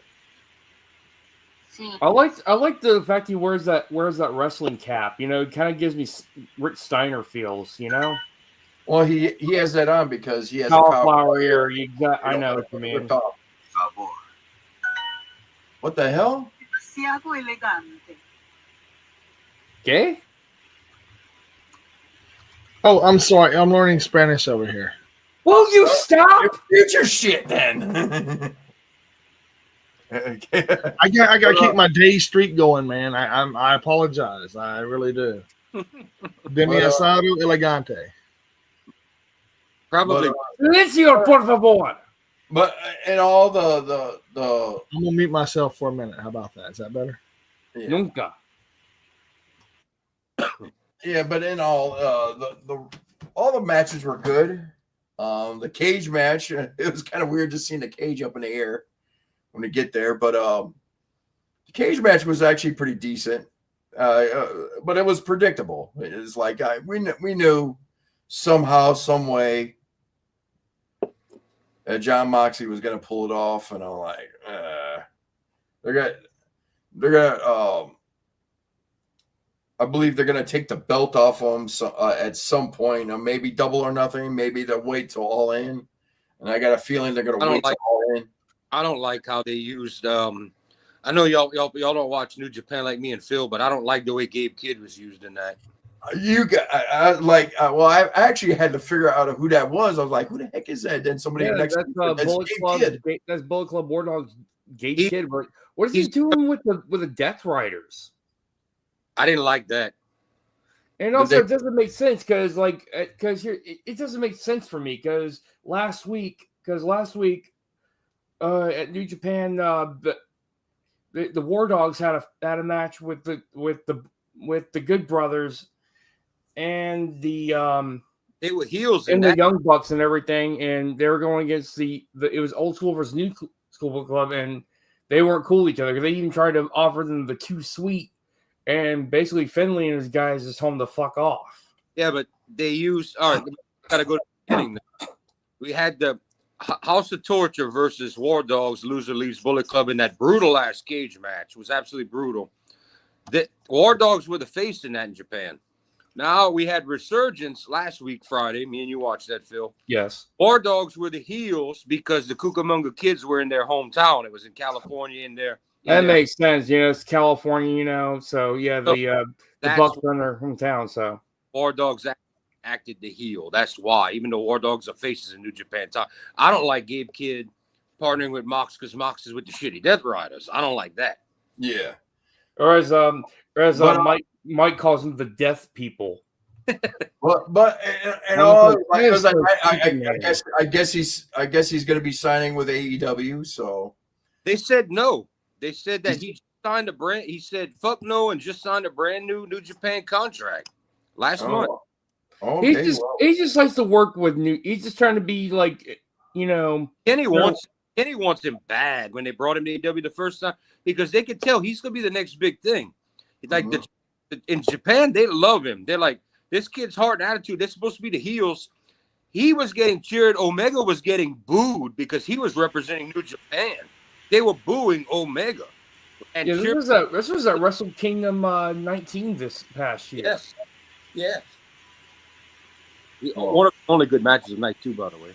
No, but getting back to and all, it was a good Dynamite. It was a good Dynamite. It wasn't epic as much, but it was a good show. They told stories, didn't it, Josh? Yes. That was the one thing I was like, it was tough. He had a balance between good matches and good stories. Now I know you guys don't get to see this until Saturday. They did collision tapings after the show as well. Obviously the pyro and all that went off, and the first match was Megan Bayne versus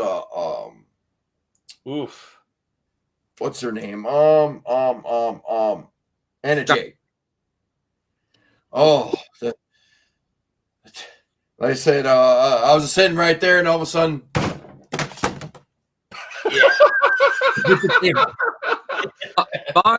my server reset when you said it. Megan Bayne versus who?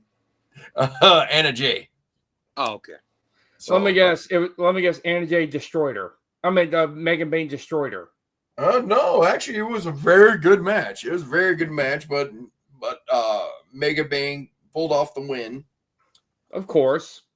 So, but with the interference from should we warn the viewers? We okay with spoilers, but if y'all don't want to hear spoilers, Josh is giving spoilers. Well, that it's only going to be on that match because we actually had to leave early, so I couldn't watch the rest of the collision, so I don't know what happened on the rest. I got you. But I guess we'll have to wait till Saturday. All I wanted to see was the two things: was that match, and I wanted to see the tribute to Mongo McMichael. Finally he got honored, because I know WWE did not even. I don't even think they even mentioned him. He never was there. But no, he was in WCW though. Mm-hmm. He was a member. He's a two-time. He's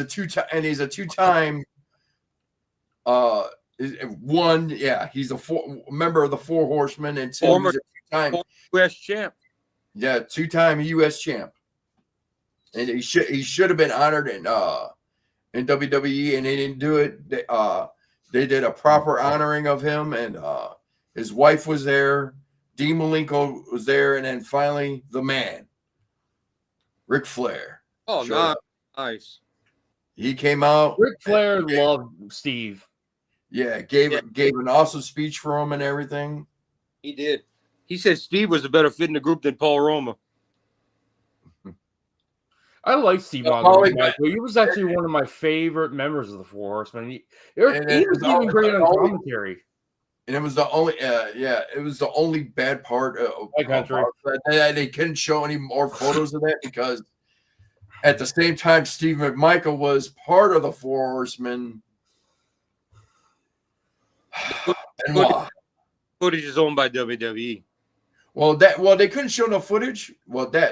And plus, a lot of the footage has Benoit in it.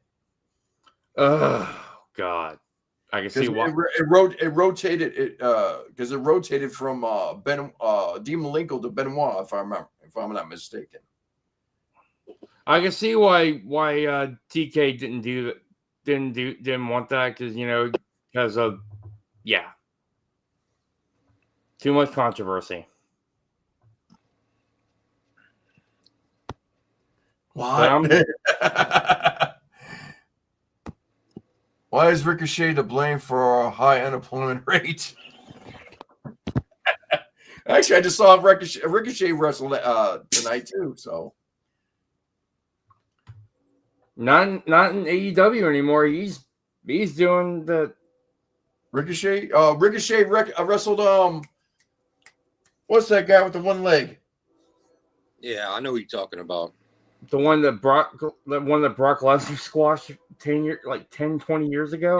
Probably about 20. But Zach Gowen. There you go.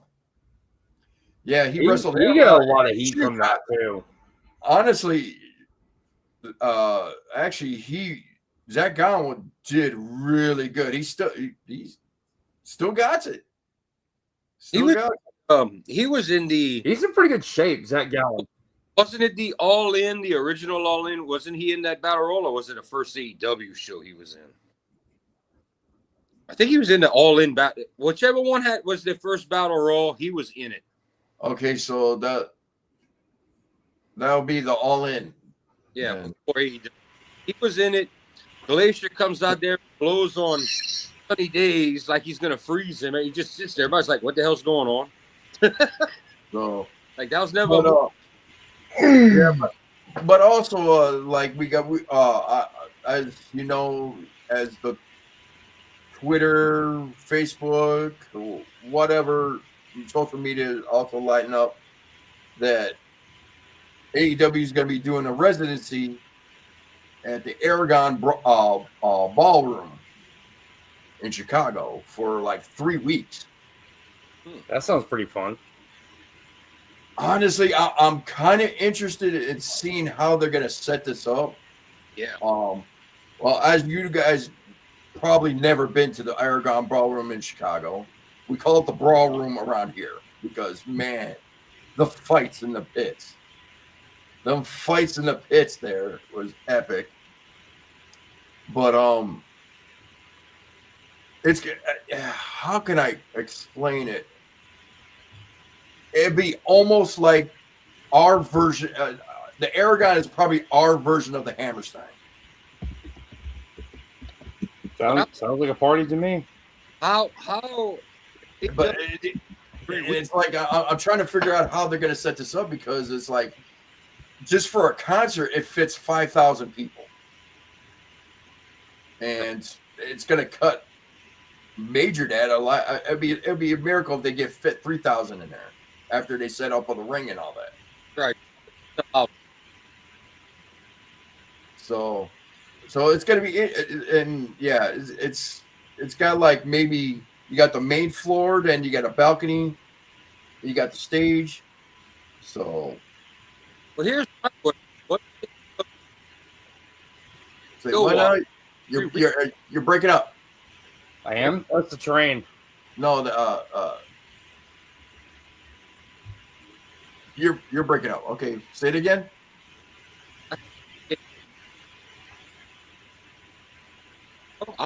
Moving. Yeah, you're moving, but your voice is breaking up. How about now? A little better. Better? Yeah. Okay, my question is, You're starting to like you had an ulcer or something in your stomach. I didn't even move. The phone stood still. But my question is, what is AEW going to do for 3 weeks in the same event to keep everybody's attention? It's going to be a mini tournament. What are they going to do for 3 weeks in the same place to keep everybody coming back and sell it out? You got me on that because I had my buddy that I went with. He tried to get tickets already. Right. They don't sell until 4 days from now. Well, the advanced tickets. There's advanced sellings going on right now. Then you got the 6-day group tickets on sale, but it's like he is like, I wonder the same thing. Is like how they're going to keep us interested to keep going for. I mean, it'd be good if I want to go catch an event, like one of them days, I'll be like, okay, I could go to that, but you know. And then you brought up another good point. You were talking about the seating and the capacity, maybe 3,000 after they put everything up or whatnot. They might have to run a smaller entranceway.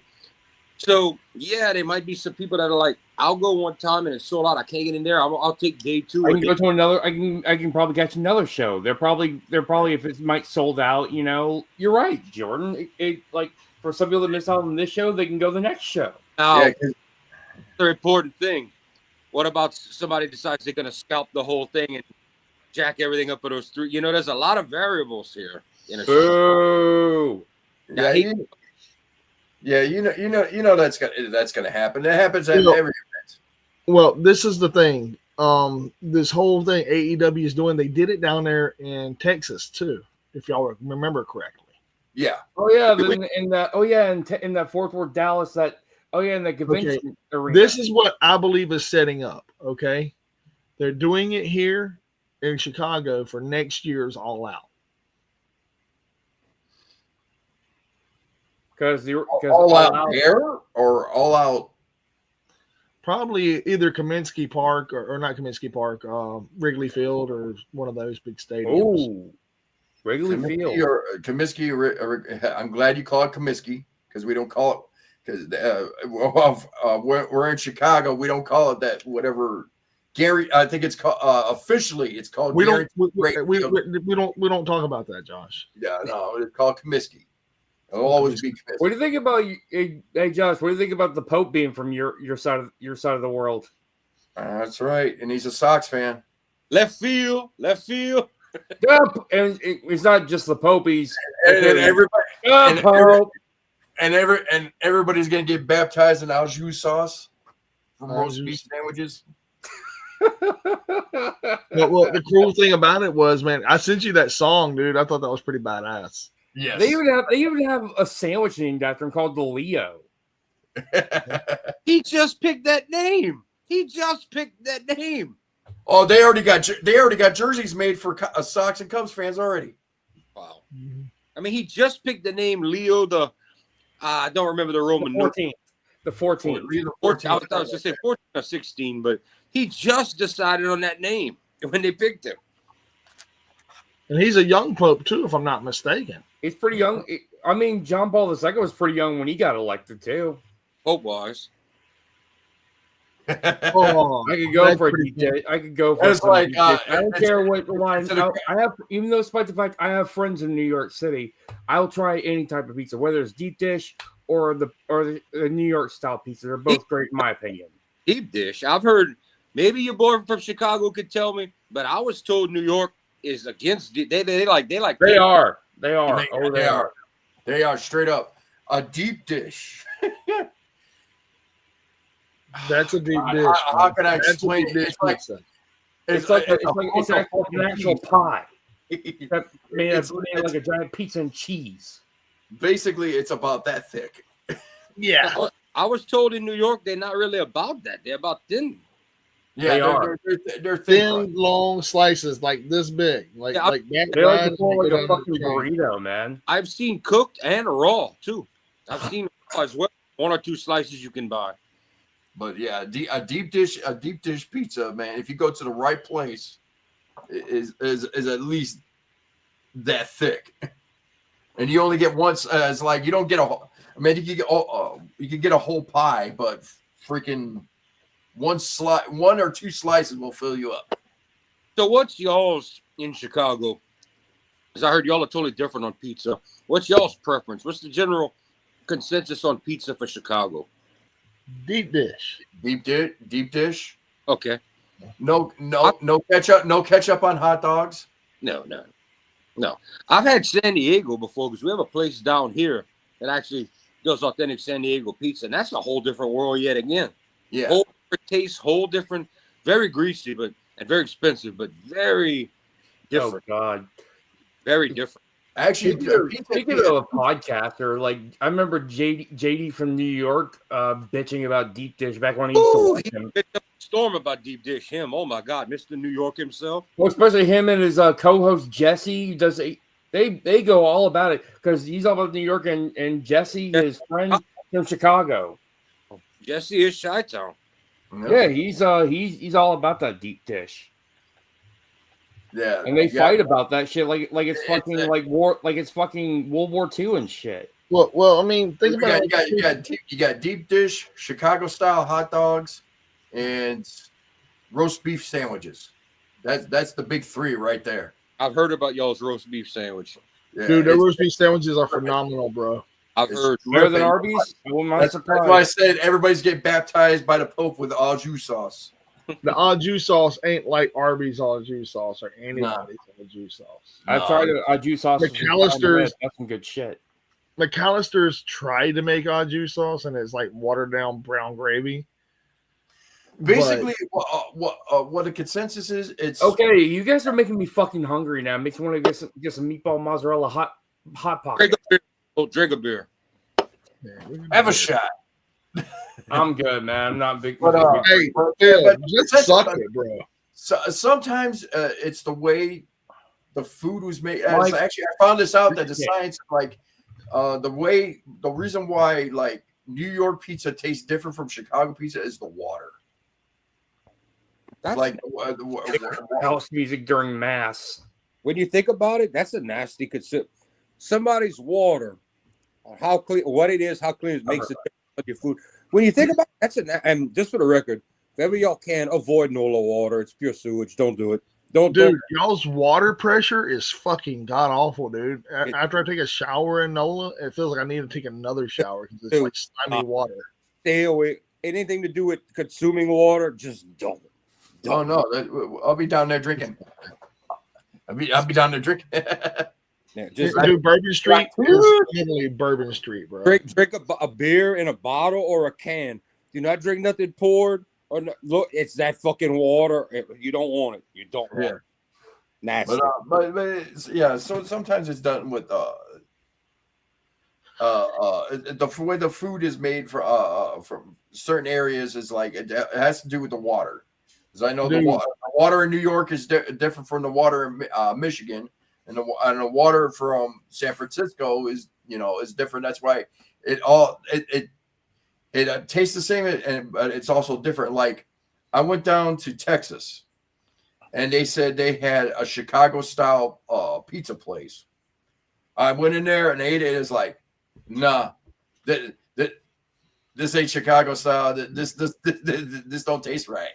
No, dude. No. Hey, along the Gulf Coast, you've got nothing but places, and Josh probably, Michael probably tell you this.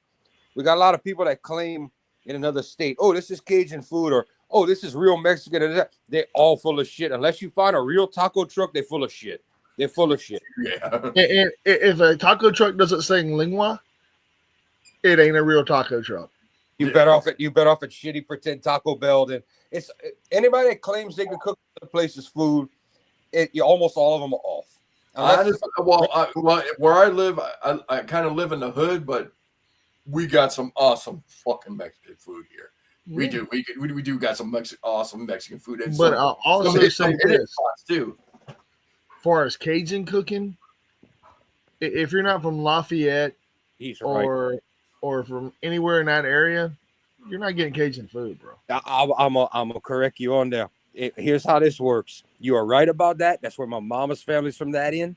It actually, if you come to the east, going towards your home, you stop. Once you cross that Baton Rouge Bridge, stop. The food turns to trash. When you get back to my home before New Orleans, it turns back just like Lafayette and Cajun again. We cook like them. Yeah, because my buddies live in BR and over in the sticks of the BR, and they have really good food over there. You find? Huh? You find their food's good in Baton Rouge? Some of it. I say in the sticks, out in the boonies, yes. But if you're out like You're on the main strips of like regular food, not no, good. Not good. Bland, not good. And many not good. Over 50% of New Orleans, even though they claim they're Creole, they're not very good either. Like you half the gumbo in New Orleans sucks ass. It smells like sewage water. Yeah, it's just go, and that's because they're using the water from the city, and they're doing a poor man's gumbo. So I don't even use my own water. I use stock. I straight up use chicken stock. I use bottled water. I put no tap water. I use chicken stock, and it costs more, but it fills you up more in your plate than regular water. Yeah, and there's a place there in New Orleans down there on Bourbon Street that has like the best beignets. They're good. Oh, hella beignets. Come on, That's what they should be for. Cafe. But then they try to go fancy with all their names on their menu. And I reckon I give room service a Django Cycle some etouffee. Mike, back in the late 80s and early 90s, you went to Cafe Du Monde. It was that's it. You want one beignet, two beignet. Today they got all these stupid fancy names. My off on him. He says, "Why y'all trying to lie to people and sell them the small? What happened to the old school big beignet that was bigger than your hand and you just order one or two?" I remember the original beignets that you were selling. They were like this big, bro. Yes, you're right. Now they're this big. Oh, he raised hell about that, dude. He went over there and raised hell. I said, "Well, dude, let's just get some fresh dough next door from my house. I'll show you how to do it in a pot, bro. I can make the real thing."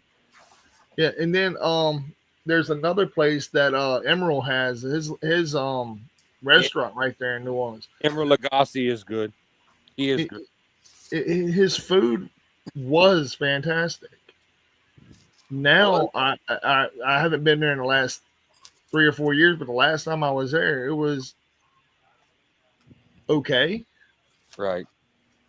And that was terrible, man, because I'm a big fan of Emerald. Bam! You know what I'm saying? Yeah. Well, I'm gonna tell you, if you go back and you in the area. I don't recommend it unless you're in the area because it can get dangerous. But it's close to say Claude Avenue and all that. You gotta go to Lil Dizzy's Cafe, bro. She's got like all kind of awards. She's 4th generation, bro. It's the most Cajun food you're gonna get. If you want fried and good shit, you can't go wrong, bro. She's the one that does the fried catfish, isn't she? The fried catfish casserole or whatever it is. It's hard for me to answer because down here, like lunch specials are at gas stations, and gas stations cook better than McDonald's and all down here. And catfish is a once a week or not every day. Catfish. Like red bean and rice is a meal one day.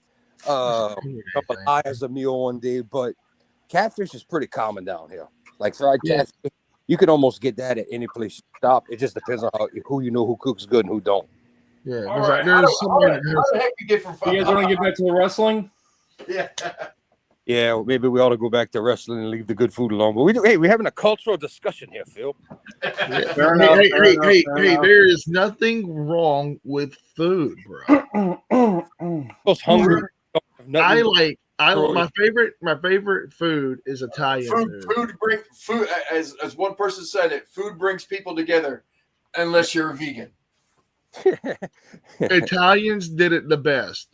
They didn't just bring their family; they bring their family, their friends' family, their cousins' family, their cousins' friends' family. They don't even know. Dude, it's like a big gathering. Dude, it's like a family reunion every freaking weekend, and that's what I think this world needs sometimes. Cajun is like that a lot, bro. A lot. It is like, especially in Lafayette. Oh yeah. Man, dude. My home can be, even though we 2 hours away from Lafayette. It's like civilization. Like food stops between us and Lafayette. It just stops once you leave parish area. It all goes bland, whatever, off the road. Then you get into Lafayette, and then you pass that, go to Eunice, Crowley, Rain. The food's all still good, good. Then you go to Texas, and you get soggy ass rice. Jordan, you can probably tell me, man. Cracklins from Louisiana. Gratons. Melt in your Meltzer mouth. There's different. Oh, you said Meltzer. So John, Mike, you're actually considering changing your mind about Meltzer or no? No, he's talking about gratons, bro. I'm kidding. Mike hates Meltzer. It depends on who makes them and where you get them, because you have regular crackling. That shit like soft airy that don't have the meat on them. Then you have your gratin that has the actual meat and back fat, like all of that on there. Now it depends on where you go and how you cook them. Some people burn the shit Made out me of hungry. Thanks a lot. it. Some people have them melt in your mouth. I like a Yeah. good so that it's crunchy, but it don't break my teeth. Yes, All I know is after this, I'm going to White Castle, man. I do like someone that like you know when you bite into it, it has that, Yes, but then it just melts away. you want a real gratin with meat and fat on it with the Yes, but you want the outside to have that nice little crunch, but none of it breaks your teeth. It's easy to chew. yes, and dude, my uncle used to bring back bags of them, man, like big ass freaking clear bags of gratin, Bro, and dude, hours to make. and give them to me, man, and I would eat them like people go to like movie theaters and eat popcorn. Right. I would eat those instead of popcorn. Well, I don't know if you had the real gratons. Then the airy ones, the crackling, that you could keep eating and eating. The gratin, you're gonna fill up and you're gonna be like, bro, I gotta chill from your bag is you got Yeah, full of grease, bro. You will have it. They give you that in a brown bag, like a 22-ounce drink, and they either put you a half or all the way, and it's expensive. But man, you talk about good, but you eat 4 or 5, then you gotta hide them, and then you go back and eat 4 or 5, and then you hide them. okay. So there's two different versions then. Yeah, they all technically crackling or gratin, but you have what you the kind you buy in the store that's just like airy. These were made, and there's two versions. There's one that you say little brown sacks. Yeah. You can only eat a handful of those Yeah, because that's they fill you up. that's the real deal there. Yeah, and then the ones that they sell in the big bags. Right. And And then if you buy it in a big bag like that, it ain't even as fresh as when you get it right out the pot neither. Or like dude, these right here from straight out the pot, they let them drain and they throw them in that bag. you're supposed to throw them back for 30 seconds after you drain the grease to make them actually the reason they call crackling is after you Crack put out of the grease. pot, you got to throw them back in and then you take them out and they go start to blister and they actually go crackle like popcorn. That's the way to, but that's a 6-hour job. That's stirring nonstop with the lowest fire you can, and you're using the natural lard from the pork, meat, and fat. Bro, man, I think this is what we need to do. We all need to get together somehow, some shape, some form, Casa Bonita. and bring together family. Let me guess, Casa Bonita. Cartman. Casa Bonita, dude. Casa Bonita is a thing where, look, Casa Bonita is somewhere you go if you want diarrhea. No, I'm just joking. No, I'm playing. I really am. No, Casa Bonita is something you have to do once in your life. Now, this right here, what I'm talking about, is we all come together as a family, and we bring all our food together, and we have like what we would call Chicago deep dish style pizza. Whatever the fuck Mississippi has. I don't even know what Mississippi has. I think it's saltwater, lemongrass, or whatever. Shit, I'll bring some cheddars, man. Shit. You Nice see, roast beef sandwiches, the Chicago hot dogs, the deep dish pizza. It'd actually be really hard to do the roast beef sandwich. I would have to like buy like the meat and make it down there. See, and then wherever we meet, not even down here, we can meet wherever, like the central hub, and then like the Cajun, the Cajun, Well, you see, do it is on Sundays. Our ballroom's cooking, go in there and pretty much eat for free, and it's all. Ooh. You could be 18, you could be 65. Everybody's together. You see what I'm saying? That's what I'm talking about. Tamales rojos and tamales de pollo. And me, I could bring whatever I like to bring because I am a freaking melting pot of awesome. I know how to cook Irish food. I know how to cook Italiano food. So, dude, and I can bring it, bro.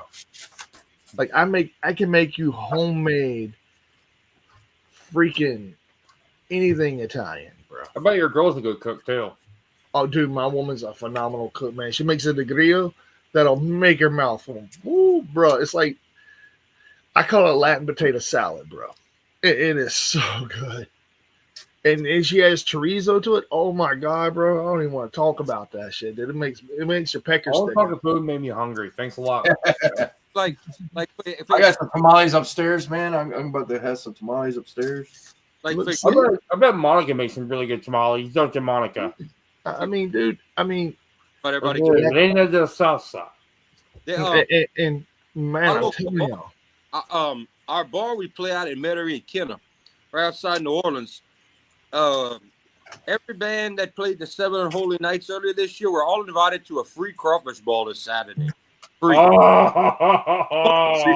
I'm allergic to seafood. I don't know that it's not really seafood because they're mud bugs. I get it, Seafood, bro. It's seafood. but I don't eat it. food. But I don't I mess do with like all the other shit. but like I I'm love saying, it. everybody's I invited. actually know how to make some crawfish, though. Because when I worked at the casino, one of the casinos, I actually learned how to make crawfish. The only thing that's missing is some oranges, orange juice with it, and some lemons. All the good spices. Orange. Yeah, some people put oranges in their crawfish. I mean, not this whole, not nobody I know, bro. I know lemons, Lemons, yeah. Well, the but main not thing, oranges. you go put in there food wise is you go drop some peeled potato whole. You go drop some corn cut in half, corn cob. You get that flavor in there.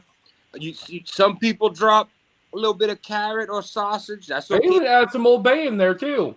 Oh, you have to have crab ball. You have to. If you don't have crab ball, bro, you fuck. You gotta. These people that season, that you see the crawfish in the shell, and they season it nice. Bro, what are you seasoning? Nobody eats that. That's on the outside. That you gotta get the steam and the water in the crawfish. That's the point of boiling. These people that season the damn crawfish out the wall, bro, you're doing nothing. You wasted season. That's on a shell. You don't eat the shell. You eat what's in the shell. So it's so dumb. So dumb. Now I heard a disgusting rumor. I want you to kill this for me real quick. Frying crawfish. Okay. Is that a fucking thing? Dude, when I was a little boy, my dad fried. You take the meat out the crawfish. That you No. eat. The whole fucking crawfish. I don't see why you would do that because you're not giving your crawfish enough time to absorb the flavor that you want to eat. I don't see why. You peel the meat you eat out of the back, the tail and all. You throw that in a pot and fry that fried crawfish. That's what we call fried crawfish. You could batter it if you want, but you take the meat out when you pull out and you throw all those. They're gonna look like little strip almost. You throw that in the pot and fry that, but not the crawfish. What's the point? It's gonna cook too fast.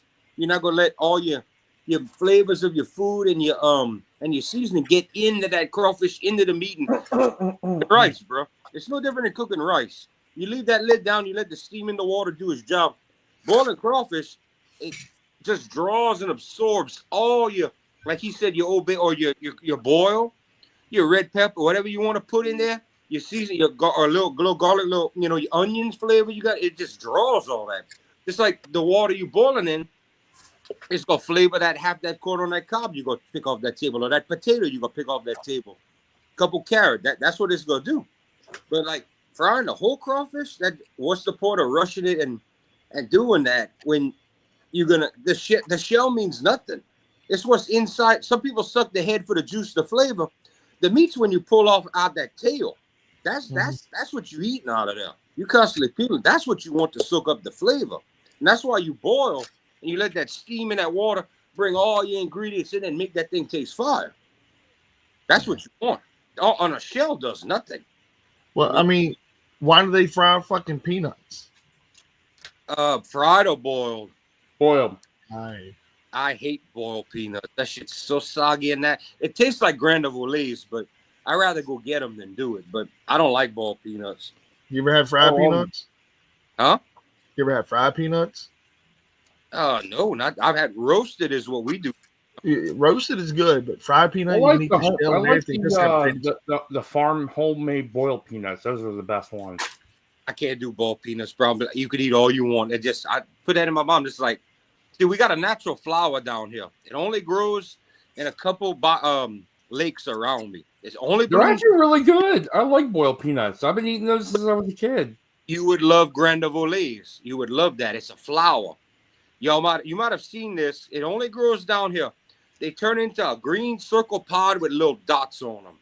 You might have seen that. It only goes for about 3 weeks. If you go too soon, they're not ready. You go too late, they're ruined. You pull that all out the swamp and you throw that in the boat and make crawfish sacks. then you pop those seeds out. It's like eating ball peanuts for free. And florists pay big money for the flower itself. They pay big money for that. Like that, you only could find that in like two lakes around me, and you got to know where to go. They only grow. Then if you eat too much of them, you can fail a drug. They actually have some coca in them. It's not enough to affect you, but they actually, like we talked about that a long time. If you got pounds of the stuff and you constantly eating, you could fail a drug test. That's the same with poppy seeds. It's the same with poppy seeds as well. That's what I've heard about that. All right, I'm done with this food talk because I'm telling y'all, man, y'all gonna make me, dude. I'm telling y'all, I'm gonna go cook, and I don't need to be cooking at midnight. Oh, here's the thing. Oh, Zach Gower says, thank you for welcoming me into your locker room and being so kind. Thank you at Tony Khan for giving me a chance to live out my dream one more time. And Ricochet's like, send me the hospital bill. I got you. Hey, who said the original comment? Thank you to Tony Khan. It was Zach Gowan that said that. And Ricochet said, send me the hospital bill. I got you.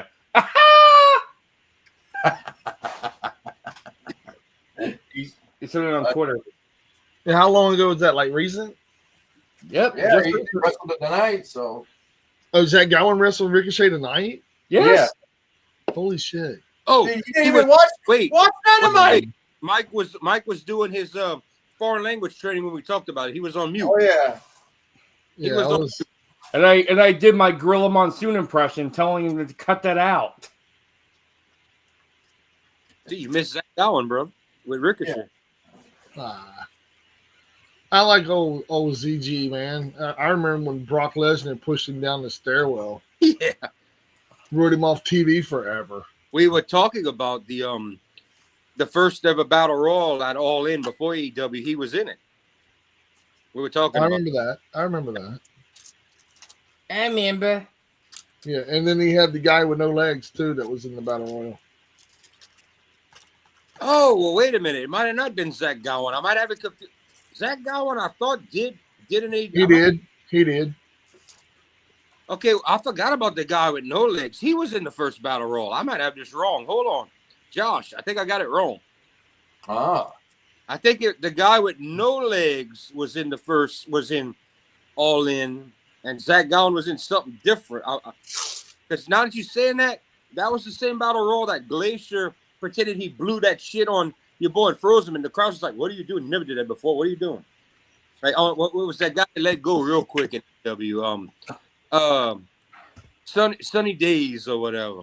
Sunny Kiss. No, Sunny Days. The big guy in the gold, like the big fat guy. He was in the company. Same time as Sunny Kiss.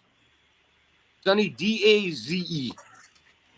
Like Sunny, SU, not Sun, like SONNY Kiss. Yeah, I got you.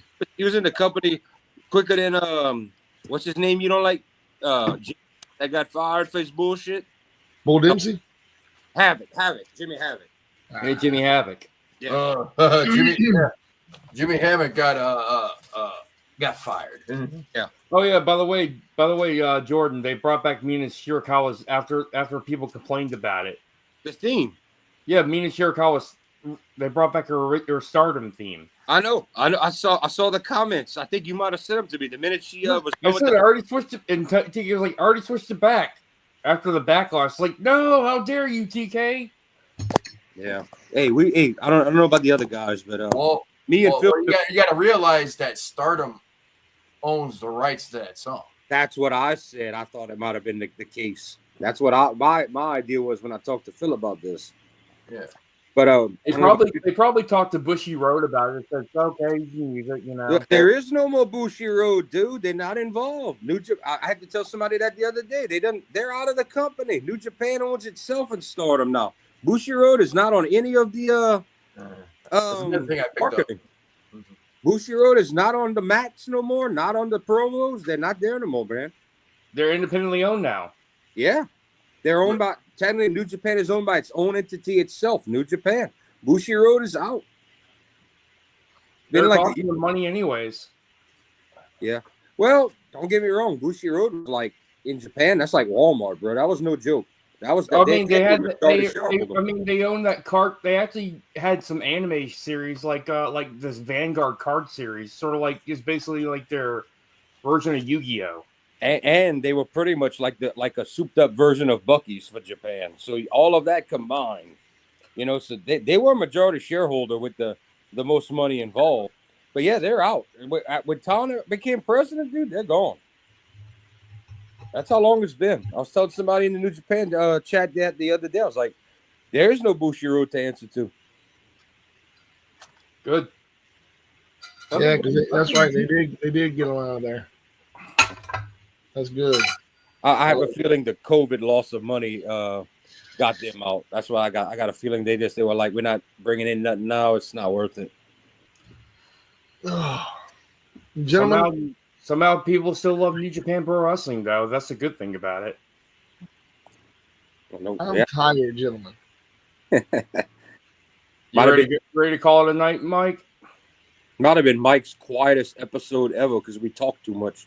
Hey, man, I'm happy, bro. I'm happy. My throat is not the best right now. I'm still recovering, dude. I still wheeze, man. I don't know what the fuck's wrong with me. Damn. You ever want to get checked out?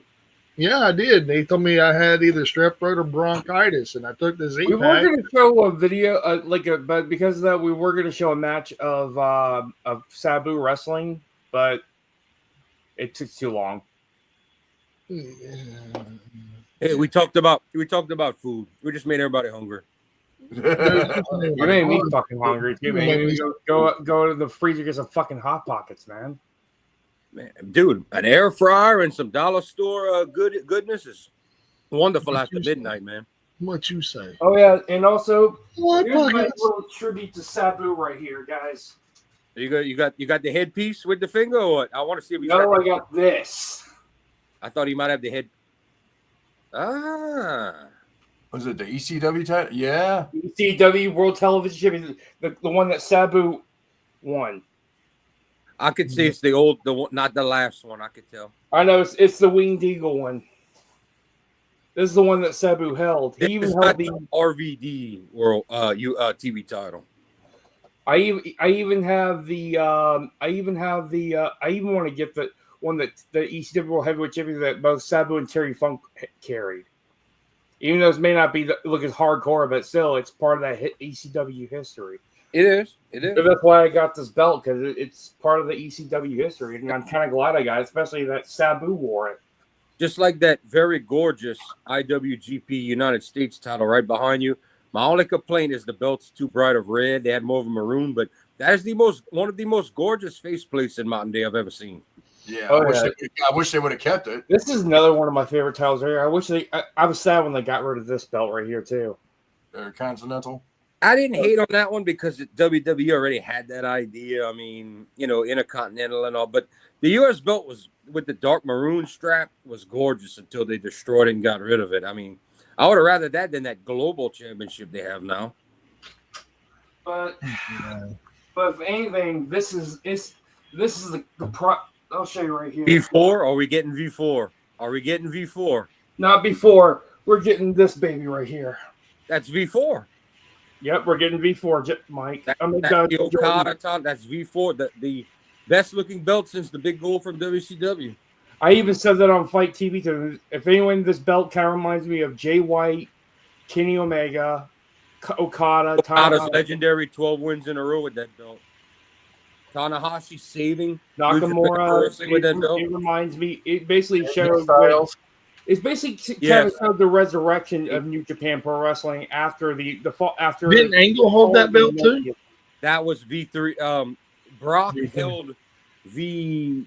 He held that belt. He held V3 hostage. They brought back V2 for a second. Kurt Angle went and fought Brock, and he was legit enough to take the belt and say, "I'm gonna give it back to the company," because Brock pretty much said, "Fuck all." And they unified both 2 and 3, and we got this baby right here. Yeah, but 4 is the one. There's a great picture of AJ holding it, and it's just got the right dark tints.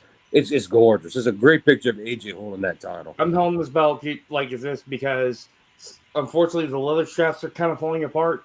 So I'm just holding it like this so I can, at least bring some dignity to it. Another thing, this is the side plates on that belt actually have your last 20 champions, I believe. Yeah, it does.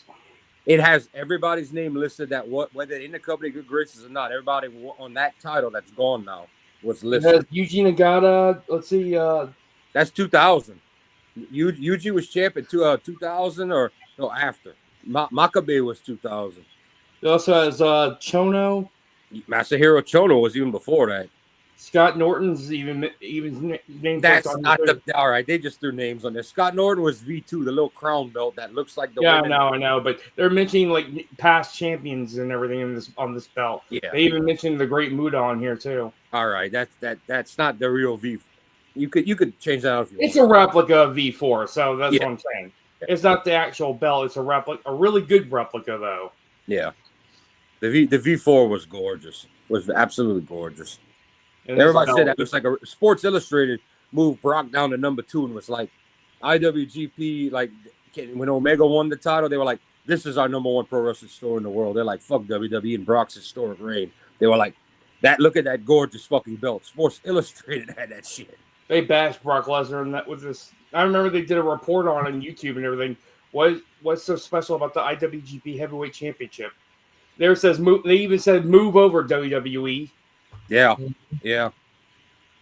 And I still think they should move over, but I digress. They're smart. They're doing a lot of smart shit right now by counteracting anything AEW does. And I looked at the last ticket sales for the big show in Texas. 18,222 tickets have only been sold.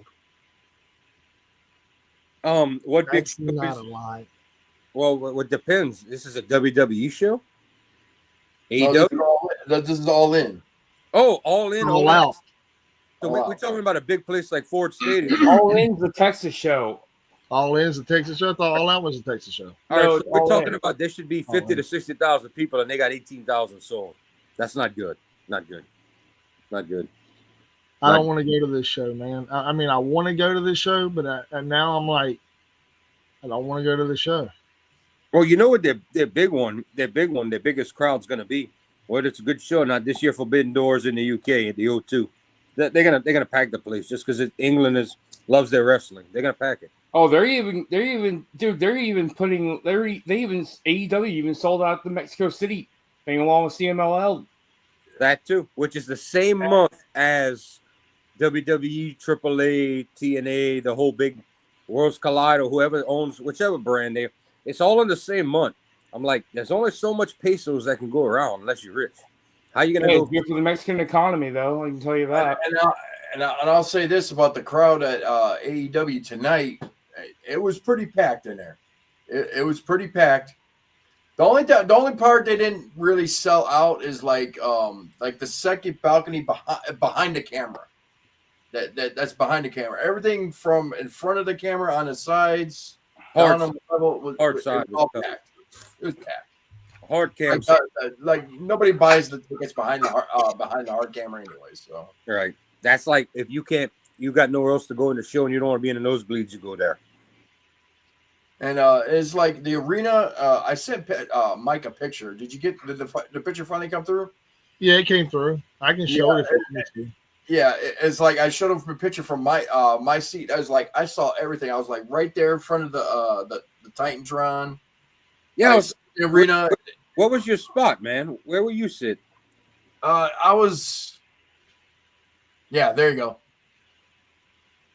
Okay, That's like- where would you? Like say, if you're looking to the right, Mm-hmm. I was like maybe. If you've seen how that aisle goes up, I was maybe close to the top right there. So you weren't on the floor. No, I wasn't on the floor. You at the bottom of for level 1, like where it starts. Well, level 1 is Right there on the left hand side. That's level 1. that's like you got like Josh is like level 2. well, level 1 is the floor, or let's say you got the floor, then you got level 1. I would say I'm level 2, and right there was a perfect spot. It's like I could see all the action in there. Level 2 in a building like that is above that the marquee that runs around like for games, like NBA, the marquee that rotates around the building up there is like level 2. Okay, that's I would consider that balcony. Okay. Yeah. Okay. I'm below. Okay. Let me put it like that. I'm below that. That should be level 1 in a building like that. That's what we call it as in musicians. Yeah, because you got floor level 1, then level 2, Yeah, then level 3. Right. Yeah. Oh yeah, and also we got some other good news. Willow Nightingale re-signed with AEW. Okay. Oh, you told me WWE earlier. Get your typing right, Phil. Come on now. I'm like, Well, considering I know, that she was on the show tonight. Yeah. Yeah, she re-signed. Yeah.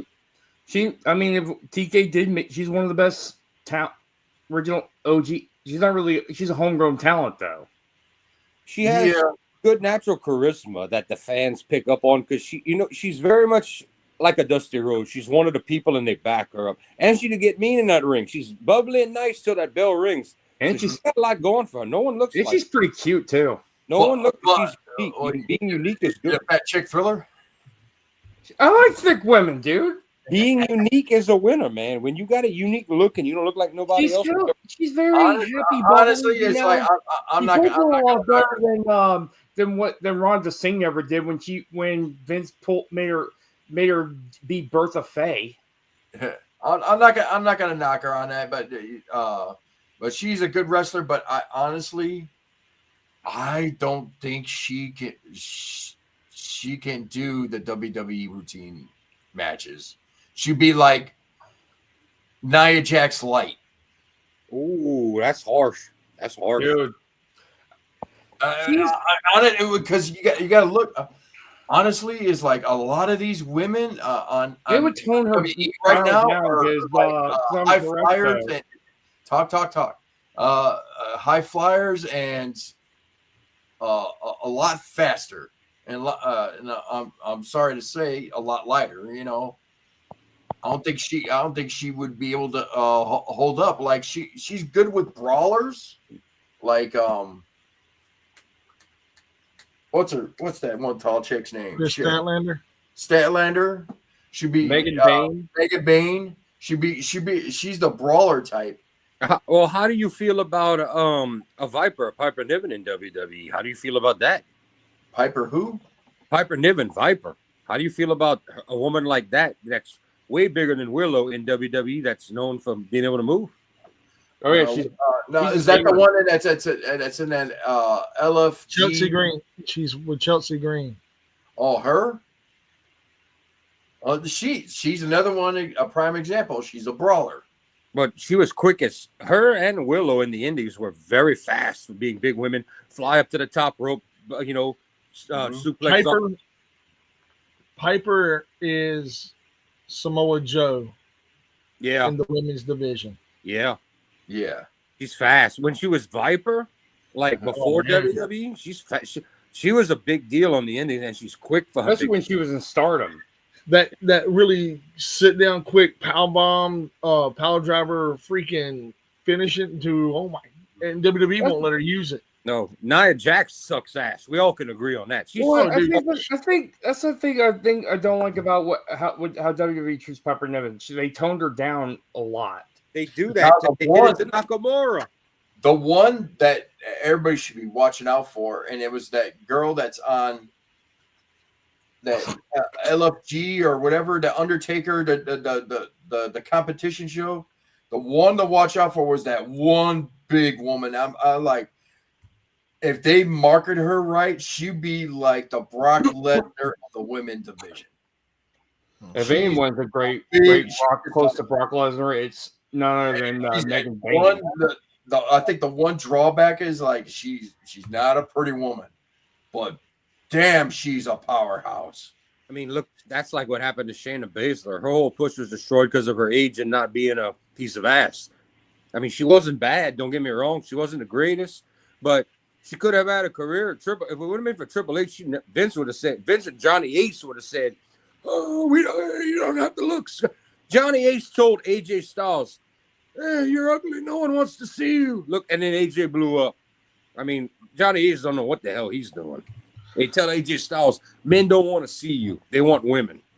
AJ Styles. AJ Lee, Punk's wife. Fuck Johnny Ace for that shit. He told Punk's wife before she blew up in the WWE, men do not want to see you. They don't care about you. You're a little girl. Like I'm like, bro, you that dumb not to realize the crazy chick gimmick is especially fake life, and you're not is gonna get over. It's gonna get the fuck over. She's got Hell, the girl. look at And look Zelina where Vega. Johnny Ace's career is today, down the shitter, and divorced with it too. Oh yeah, did you hear the Oh yeah, Jordan, you remember the comment we made? I was talking about what Kenny Omega said about WWE. Says, I think it's on the head of the path where it's like a couple of WrestleManias down the road where it's going to be Logan Paul versus Mr. Beast for the WWE Championship. We did this with your boy playing football at WrestleMania 10. They're not gonna do that again. I don't know. Some people say we'll draw money, but they You're gonna chase away your hardcore fans. Triple H is gonna be like, no, we need a real wrestler in the main event. Even Nick Khan would be like, we need a real wrestler in the main event. Before you see that, I'm gonna say Dominic Mysterio as a face versus Logan Paul. Before that, before what you just said, I can get over Logan Paul. I don't like it. But I can get over Dominic Mysterio because at least he even said he was trained by Jay Lethal and Lance Storm. Before you and his own father. I could before you I just see think they toned his style down a lot though. Before you see YouTube type shit, you're gonna see a face Dominic Mysterio versus Logan Paul if they would go that route. I don't like it. I don't want to see it. You could tell they really want to push Dominic Mysterio hard. I mean, it's written all over them. I don't know why. The family lineage, all of that shit, but I could care less about him. He had goey heat for me last time I saw him, but people are getting. It's crazy. He almost made a decision where he wanted to go to WWE or become a young lion. That would have been him. He'd learn how to wrestle in New Japan. I think he would have done well in New Japan, bro, especially as a young lion, They'd have busted his ass. The young lion program, you got to be. Not only you got to be willing to lay it down, take zero money, live like you in a dojo, wash all the pay your fucking dues, man. But then half of them don't even make it. They don't even make it to the trials. They got to quit because they can't handle the lifestyle. They just can't handle it. You make zero money. You wash the big names' clothes. You set up the ring and break it down, not somebody else. Hey, kid was thinking about fucking suicide while doing that shit, while being trained as a young lion. Yeah. Especially during COVID, during being fucking isolated, man. He was a young lion. If everyone had jobs, the young lions during COVID. Yeah. Anyway, gentlemen, let's call it a night. It's 1:00 in the morning. All right. Okay, drink your beer, and I'm not calling it a dad soda like you, Mike. I find that kind of cheesy and lame. Well, I mean, yeah, it is a daddy soda. I mean, anyway, ladies and gentlemen, if you're not watching Ringside Rants, you're doing life wrong, brother. Damn right. And man, when there's not food for you to eat, we're food for the ears, baby. Fucking right. Does anybody have any fun facts for tonight? I've just picked up the Star Wars Legacy #1. Very awesome book.